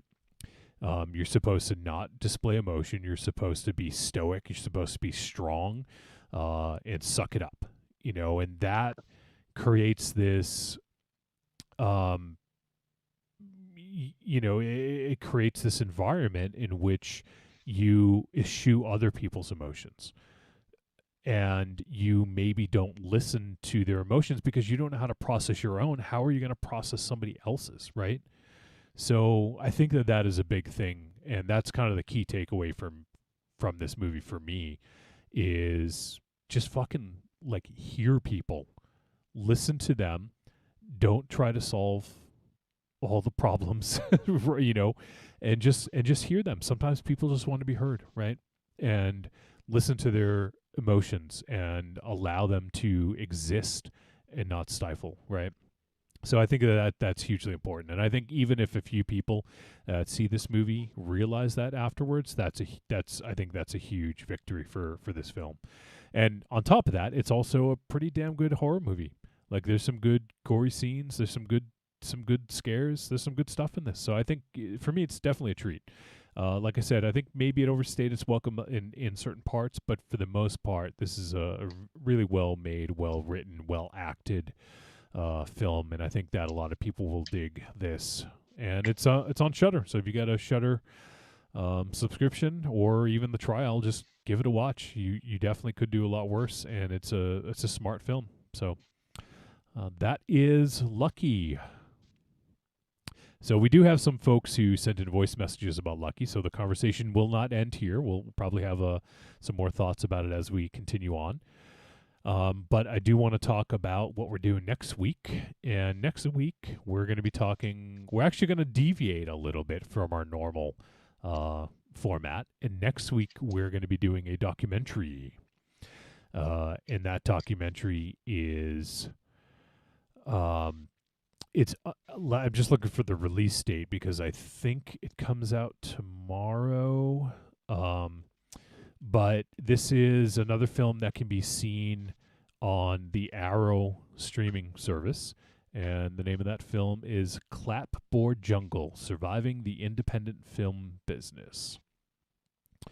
So this is kind of a cool concept of what's going on here. Let me just try to find all the it starts streaming April 19th. My apologies. So April 19th it'll be streaming on the Arrow player.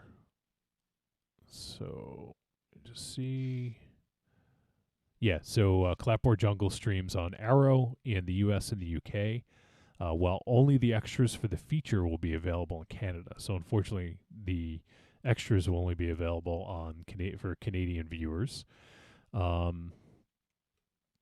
But yeah, there's a lot of cool stuff around this, and we actually know some of the folks who were interviewed for this. So some of the people that were interviewed were Guillermo del Toro, Mick Garris, Paul Schrader, Lloyd Kaufman, George Romero, Frank Henenlotter, Heather Buckley, Jovanka Vukovic, Justin Benson, Aaron Moorhead, Travis Stevens, Graham Skipper, and also Izzy Lee, who we've had on the show.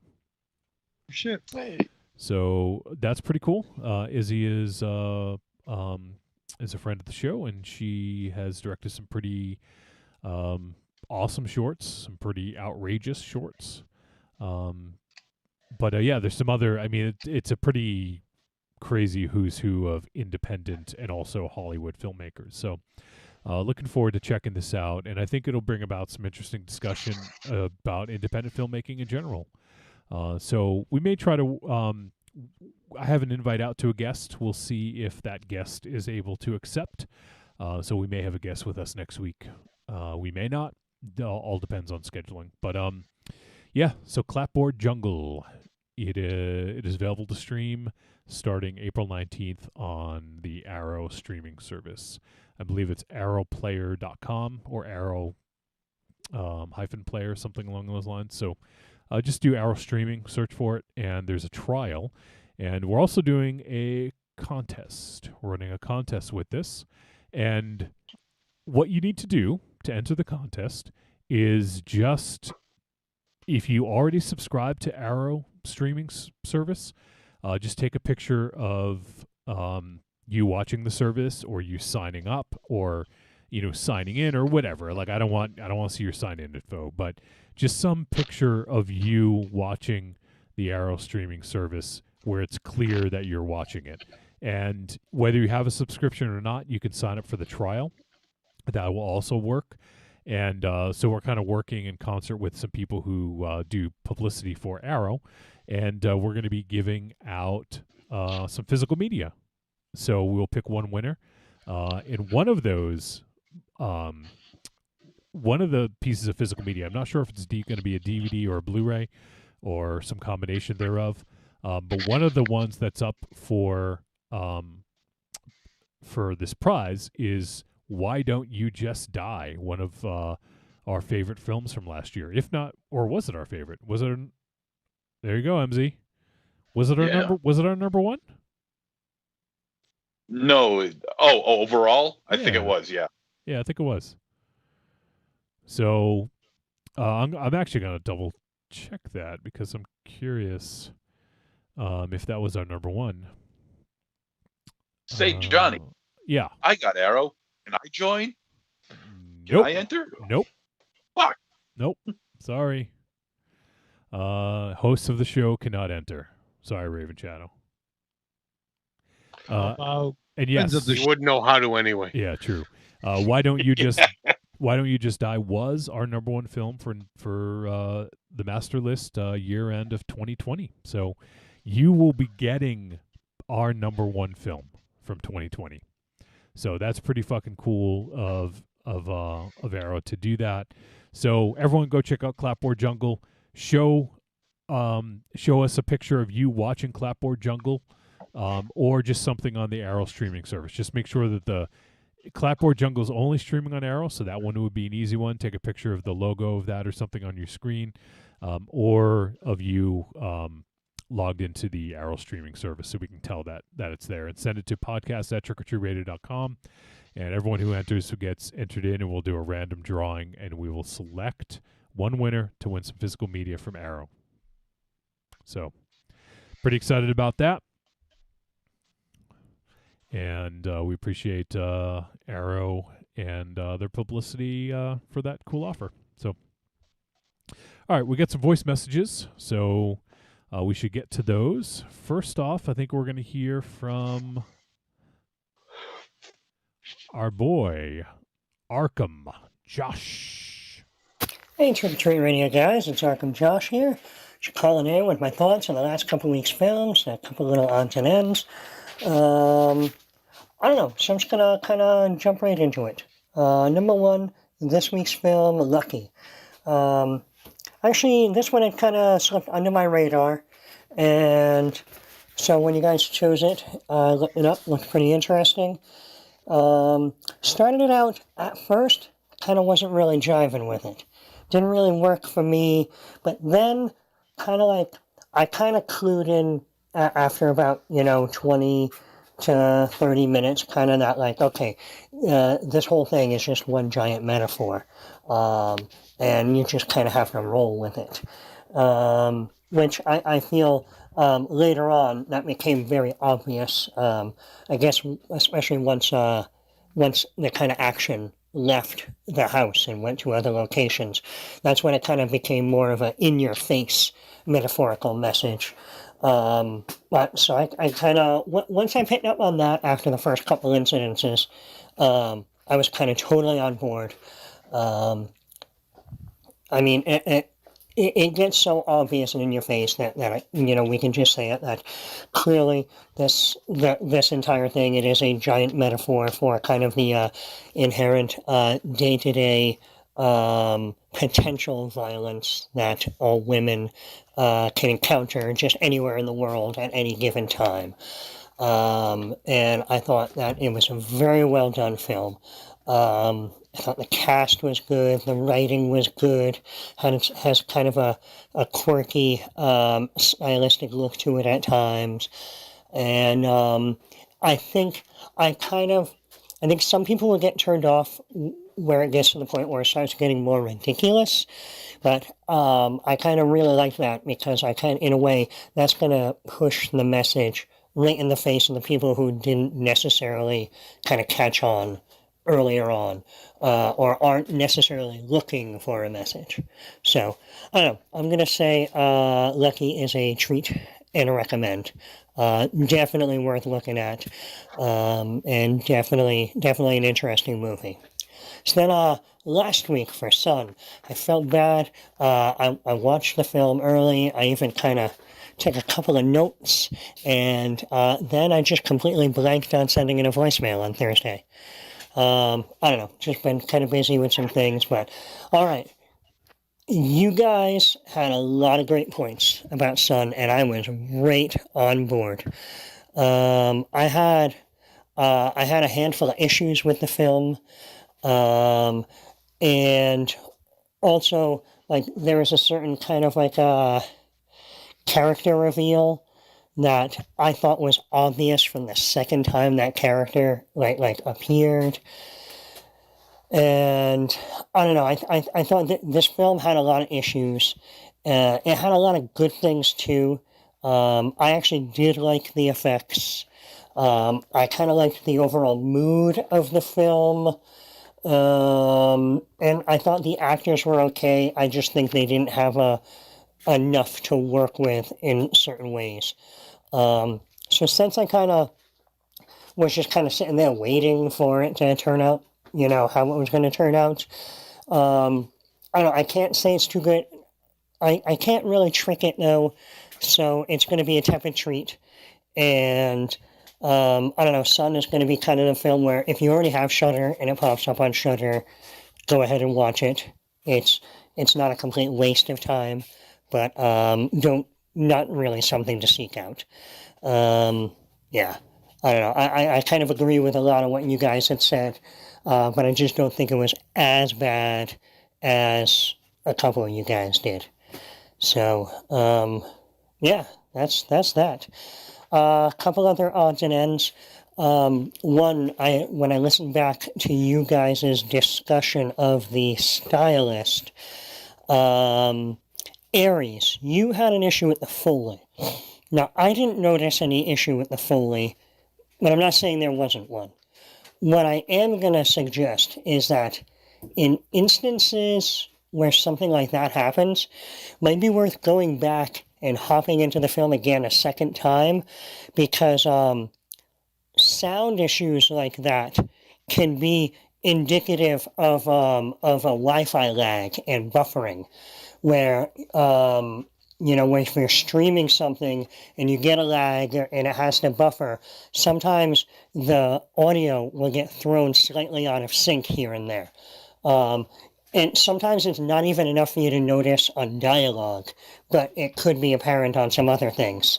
I didn't go back and rewatch, so I don't know. You might be right that Foley might be entirely fucked up and, you know, it just went right by me. But it could also have just been a weird Wi-Fi hiccup, because I didn't notice it and the other guys didn't notice it. But you just might be more keyed into things like that than we are. I don't know. I think that's everything.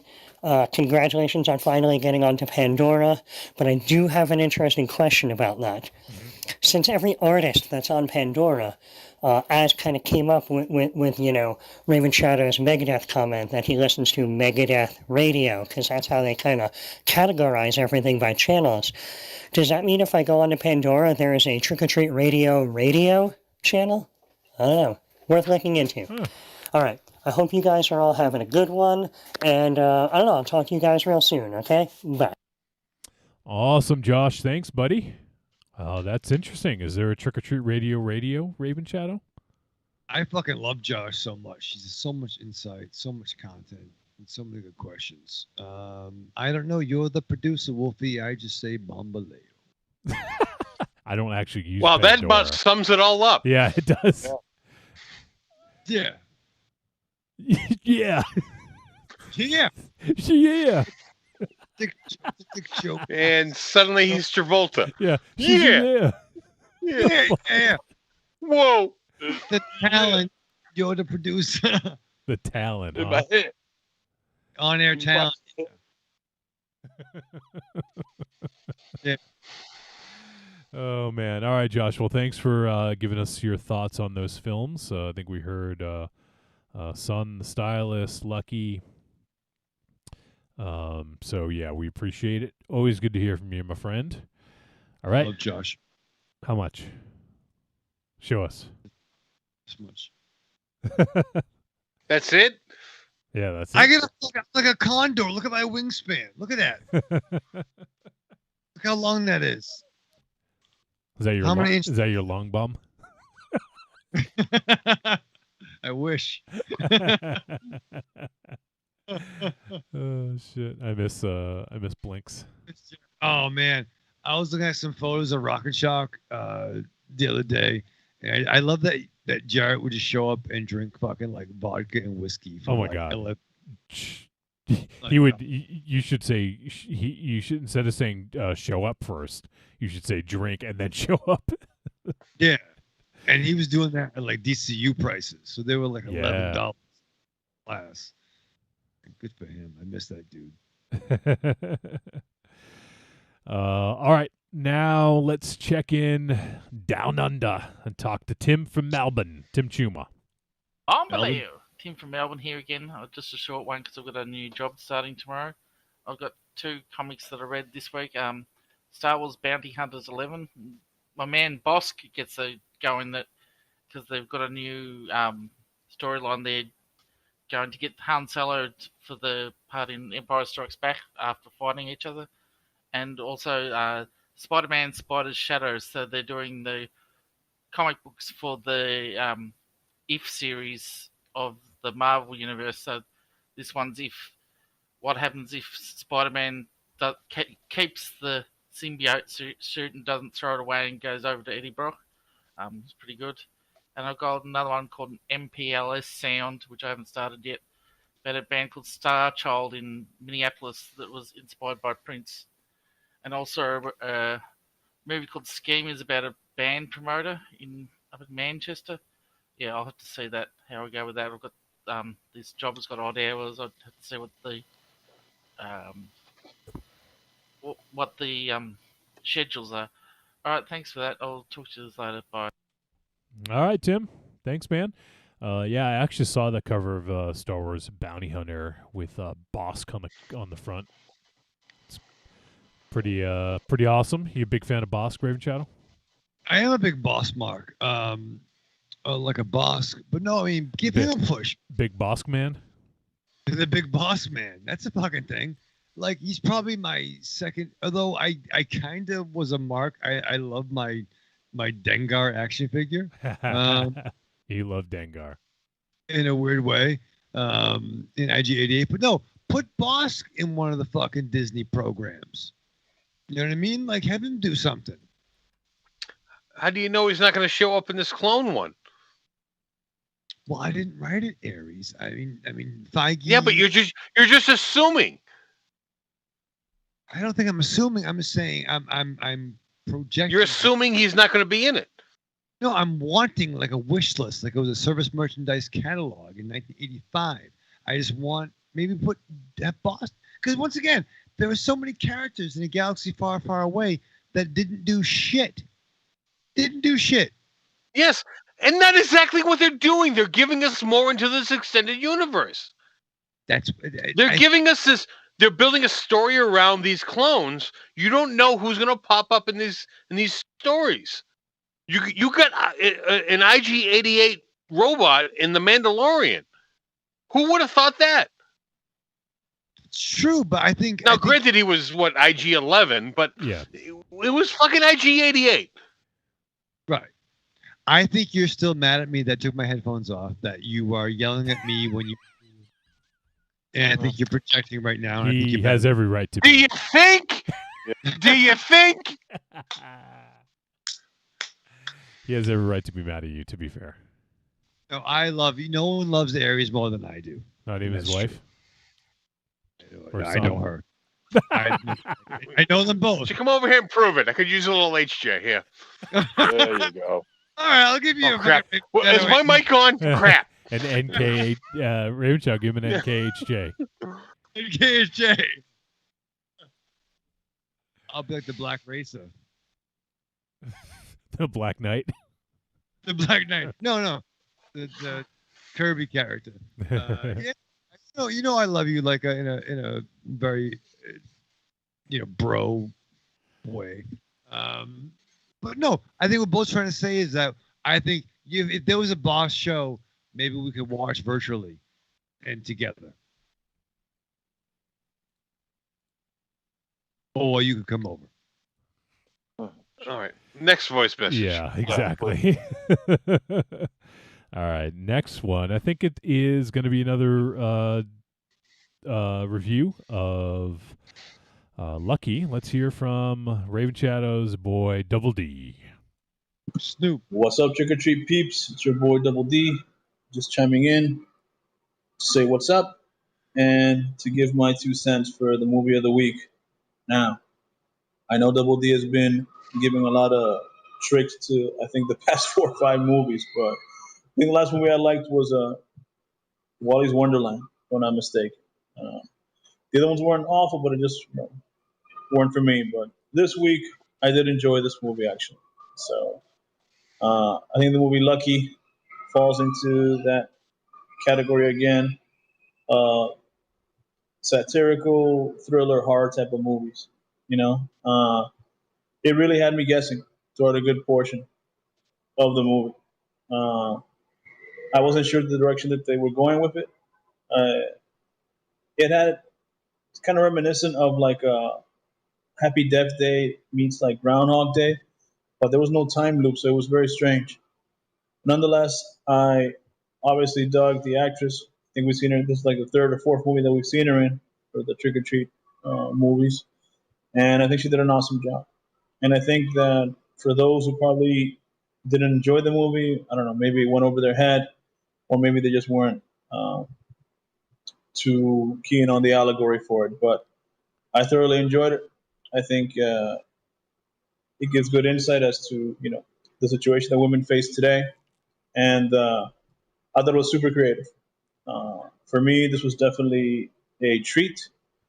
I'm curious to hear your thoughts and opinions on this week's show. And don't come too down on Double D. I'm a tough critic, so this one worked for me finally. Hopefully, we'll keep the momentum going. Okay, Double D out. All right, Double D. Thanks, man. Always good to Thanks. hear from you. And glad you dug the flick and found one that was to your liking. Raven Chow, you got any special messages for your tag team partner? He knows. He knows. How about the listeners? They don't know. You could that's have a kind of little what that insight was here. for, yeah. I don't know, Aries. Maybe I we was- should spare them. I was prompting you. You were prompting me. I pick up yourself for that. But no, I mean, once again, how do you fucking, you know what I mean?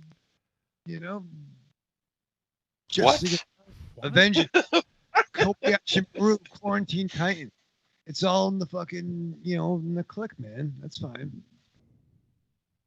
Oh, it's the click, so we're not worthy? Oh. I invited you, but you didn't invite me. You invited me to what? I invite you all the time. To what? Actually, no, Johnny. That's great. I invite you. Invite me to fucking what? That's pretty vague. I want you to join the team. We need a god. We need you, and you could learn from us, and that'd be fun. Whoa, he can learn from you. What I am can you? intrigued. Yeah, what can you teach him? How to be around regular people. I think the Without pandemic takes care of that. Yeah, no. You vehemently said that you will not be a Oh, part. 25 cent word. Yeah. Yeah. Vehemently. You can't say it again, though. One and done. Come on. We got one more phone call. Come on. look. Oh, are you in a rush? What's your rush? Come on. I'm not in a rush. I'm just tired of listening to this guy. He's ridiculous. Yeah, Johnny, go to bed. No. Come on. You should be enjoying that I'm picking on someone else besides you. That is true. Yeah. Aries, kick him. Why? He's being good tonight. He's my favorite tonight. What? John, really? Well, Yeah. out of the two of them. Yeah. Not you, Johnny. You're not in the mix because you're a step above. It's always bouncing between the two of them. Oh, look at you, my fault for all that backpedaling. Look at you. I thought it was kind of understood. He's not even in your. He's a class above the two of you. We've been friends since I was 17, man. Really? Yeah. Fine. That's good. What do you want? Play Double D again. All right. And we're losing MZ. Yeah. All right, we got one more voice message. Let's check in with our boy from Milwaukee. First time, Mike. Thank you. What's up, Trick or Treat family? This is First Time Mike. How's everybody doing? I am here today. After a couple of weeks, I've been. I was a little bit busy with the Easter holiday, and then I was on vacation, where on the last Thursday I was out of town.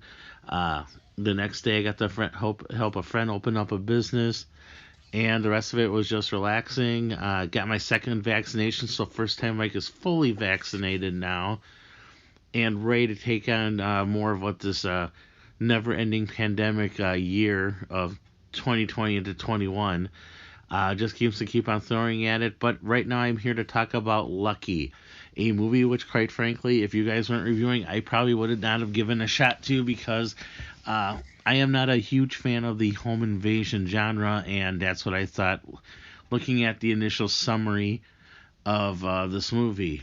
But it has some interesting twists, which unfortunately I cannot give away without giving spoilers. But a couple of things I did find interesting about this movie was I did like the lead, Bray Grant. I thought did a really good job as the put upon lady whose existence seems to be slowly crumbling around her.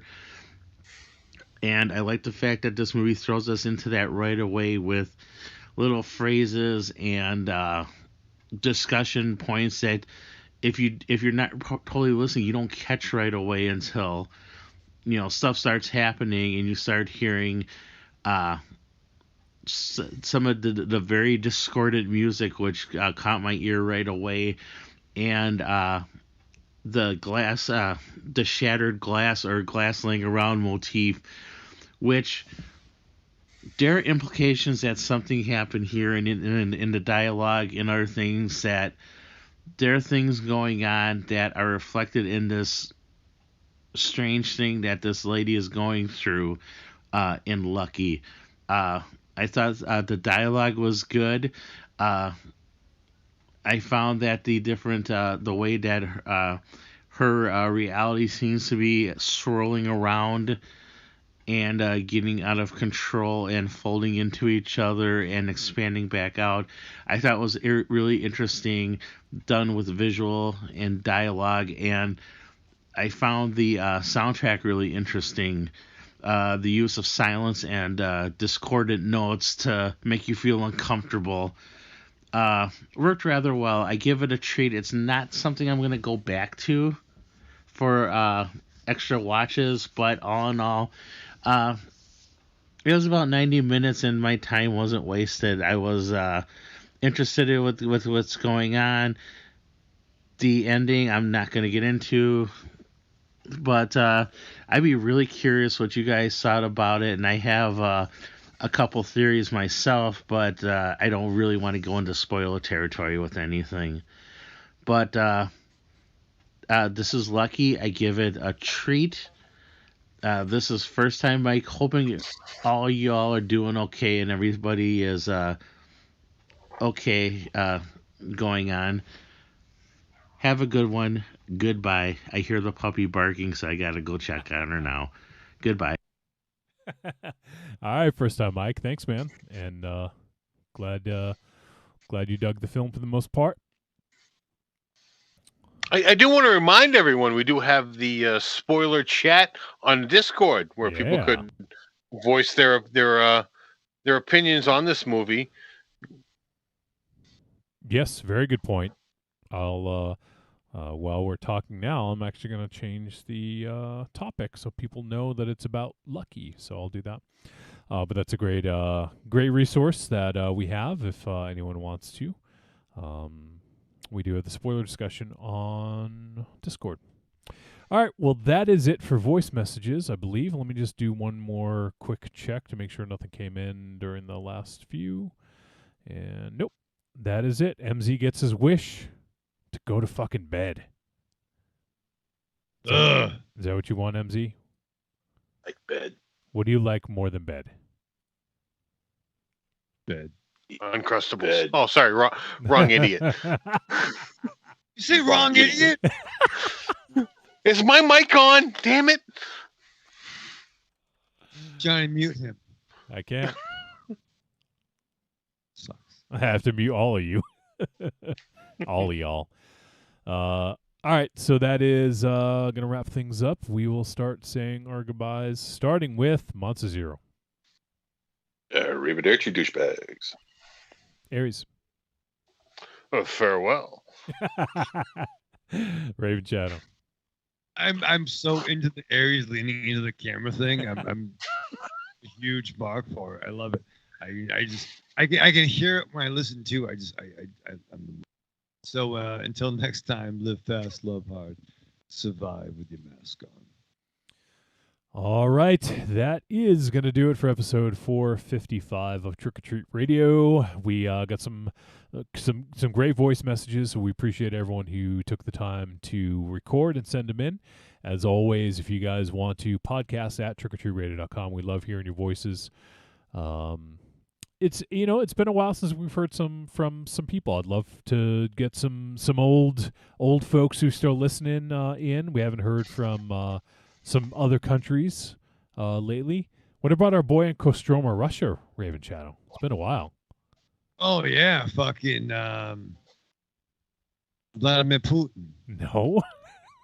Jesus Christ. Not? There's only one Russian that you know in the world. You know that. Yeah. That's the only Russian name you know. I know him. I know Yakov Smirnov.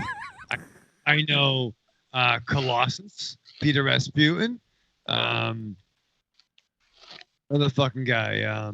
I swear to fucking God, Wolf, you're gonna punch in the face. I was waiting for that. We're gonna get a fucking punch in the mouth. I was waiting for that. All right, enough, Raven Channel. Let's stop. It's all the Russians you know. Okay.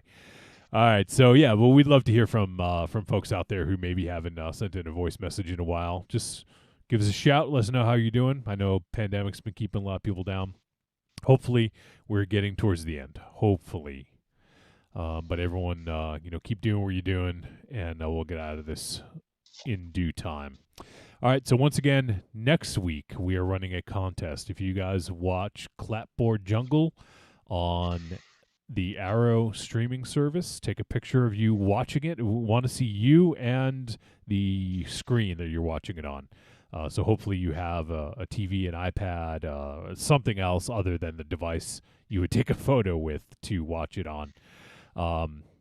And send it to us, podcast at trickortreatradio.com. And also, if you have thoughts about Clapboard Jungle, about independent filmmaking in general, send us a voice message, podcast at trickortreatradio.com. And so for everyone who enters the contest, we will pick one random person to win, and you'll get some physical media sent to you. I don't know if it's going to be from us or from Arrow. One of us will send it, but it'll be from Arrow. We'll get some physical media from Arrow, including Why Don't You Just Die, our favorite film from the year of 2020. So everyone give that a look. I'll also post some details on Facebook and social media, so keep an eye out for that. But check out Clapboard Jungle. That's what we're doing next week. And that's it. We're done. Raven Shadow, good luck with your vax tomorrow. Yeah, I'm excited. You gonna I get? hear it's like, You gonna go vax to the future? Pick your weaker arm to get the shot. Yes. No, I'm doing my left. Do push-ups after if you can, Raven Shadow. Work that arm. Work that arm. You want to get some blood flow in there, all right? Yeah, I'll do a Just little. film it. We want to see it. Yeah. Yeah. Exactly. I'll do a little, clean and jerk. Yeah, no, I mean, I'm gonna be No jerking. I'll be pretty vaxxed up, hanging upside down. It'd be nice. You know what I mean? Vaxing and relaxing. Vaxing and relaxing. All right, that's it. MZ's gonna have a fucking fit.